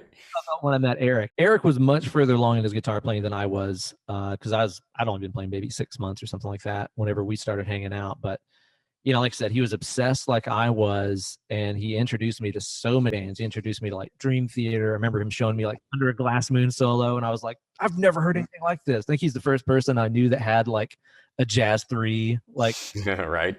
And he really opened up my world as far as playing and my exposure to some of these players I'd never heard before. But he also gave me a copy of The Advancing Guitarist by Mick Goodrick. And I remember scanning through that book and being like, this is gibberish. Like, what is this? Because it's not at all standard guitar. Nothing. It's almost stream of consciousness. Mm-hmm. And I skimmed it. I was like, I can't make any sense of this. And I put it on the shelf for like years. And then much later, came back to it, opened it up, and it's like, oh, I'm ready for this stuff now. Yeah. There's awesome stuff in that book, man. Yeah, man, for real. I'll tell you another guy that really influenced my playing a lot, that I got a lot of as an instructor, was Don Mock. Oh, legendary, man. Yeah. Dude, yeah, man. I've got all of his, well, not all of it, but I've got a lot of his stuff. I mean, I have the original version of Artful Arpeggios, the original Fusion Hotline book. You know, they both have a cassette with them. His Hot Licks book, and then I got a bunch of other stuff, his newer stuff as well. You know, the demystifying melodic minor and harmonic minor and all that stuff. But the old stuff is really cool. Have you seen any of those old books like Fusion Hotlines? Dude, Eric Reason, that same guy I was just talking about, introduced me to Don Mock as well. And some ideas and stuff. It was mind blowing to me, man. Yeah, and some other guys that I got a lot out of from around that same time period was Scott Henderson and Frank Gambale. They all put out great instructional stuff. You know what I mean? And Don Mock was right there with him. Ted Green, Mick Goodrick. I mean, you know, it's a lot of good stuff. Oh yeah, man. And it's interesting too, because, you know, in the age of print, when that stuff was coming out, it's like, if you wanted to learn that stuff, you still had to work for it, like really hard. Yeah. You know, especially if it wasn't in tab. Oh yeah, man. Yeah, that's crazy. And you know, speaking of tab, when guitar magazines first started putting tabs in their magazines, they were awful. They weren't even close to being right. It's like I'd look at something and read it and go, "What? Doesn't sound nothing like the song." Dude, I'm telling you, for all the guitar players that had to live through that, I'm sorry, but I'm very thankful for it, because I've made a YouTube channel out of being like, this is how it's actually played, not like in the book. So right, yeah. And I tell people that, because I'll still have students that come in and bring a book or something, or mention something about it, and I'll be like, no, it's not right. Oh, those Metallica books are a joke. Oh yeah, I have the Master of Puppets one. It's just bad. Terrible. Like they're absolutely terrible. And you know, I get it. Like, this is before what we have today, where you can use the Amazing Slowdown or whatever you're using and hear stuff note for note. But then there's stuff in those books too, where you're just like, okay, whoever wrote this clearly doesn't know anything about this band. Right. Oh yeah. Because there's a lot to that. You know, understanding the artist, because you'll know what they're going to do or what they're not going to do. It's like, man, he would never do that, you know, or whatever. Yeah, it's pretty easy. You know, I mean, you know, I shouldn't say it's pretty easy, because you have to develop your playing and understanding of an artist to know, you know what I mean? You have to know so much to know. Oh yeah. If you want an accurate transcriber, it's more than just listening to it and getting technically the right notes down. Right. The big band that helped me with that is Mastodon. Yeah. The way that the Mastodon stuff is, I don't know if you've learned a lot of those tunes, but their riffs just lay down under your fingers differently than anything you've ever learned. Really? Very different, especially like the early stuff. If you learn some stuff off of like Remission and even Blood Mountain and stuff, and Leviathan, there's so many riffs where like, okay, I'll put it this way. You can learn a Lamb of God riff and you can be like, I feel the Testament in here. You know what I mean? It's like, right. You can feel where the idea was sparked from. Mm-hmm. When you learn Mastodon stuff, you're like, I don't know where this came from. You know, and it really helped me do that homework that we're talking about and learn like Mastodon would do it this way, not that way, you know? Yeah. Be a ton. Yeah, that's pretty cool, man, for sure. Well, hell, dude, this has been pretty friggin' amazing. I think we would probably wrap it up there for today. Dude, thank you so much for your time. It's been a pleasure to talk with you, dude. I feel like I could talk with you about this stuff all night, honestly. You know, because we share a lot of the same stuff growing up with. I mean, I'm sure I'm probably a bit older than you. What are you, 39, 35, something maybe, 29? 37. 37, okay. Yeah, I got you about, I'm in my 50s, so. Couple tree over me. Couple two tree. Yeah, couple two tree, but you know, music transcends time, as you know. You know what I mean? Good material is good material no matter when it was put out. And that's the beauty of it. That's why the old guys are still really around, you know, the really old dudes. You know. But anyway, dude, thank you again, man. It's a pleasure. Pleasure is absolutely mine. Thank you guys so much for having me. Thanks to everybody for listening and watching. I really, really do appreciate that very much. I'm glad that we have this outlet now because, you know, again, I think about this all the time, especially through the pandemic and everything. If COVID would have happened in the pre-internet age, like if COVID would have happened in 1988 and we were all just stuck at home, like reading the phone book on the toilet. Oh, it would have been disastrous. Like we couldn't do this. We couldn't do this no. 10 years ago, you know? So it's a very fortunate time. If you have to live through something as shitty as what we've all been dealing with, it's a pretty good time to do it. Can't lie. Yeah, absolutely. You know, I mean, my business picked up big time, you know, because everybody's at home. Let's play more guitar. It's like, hey, I can teach you that. You know? Yeah, and especially thanks everybody who helped support our asses. Yeah. During this entire thing. I mean, for sure. It's been so wonderful getting to connect with people and work with people that are just hungry to learn. You know, it's been really, you know, the best medicine for us on this side of the screen as well. So I appreciate so much everybody who has gotten more serious about playing music during this pandemic. Absolutely. For sure, that, brother.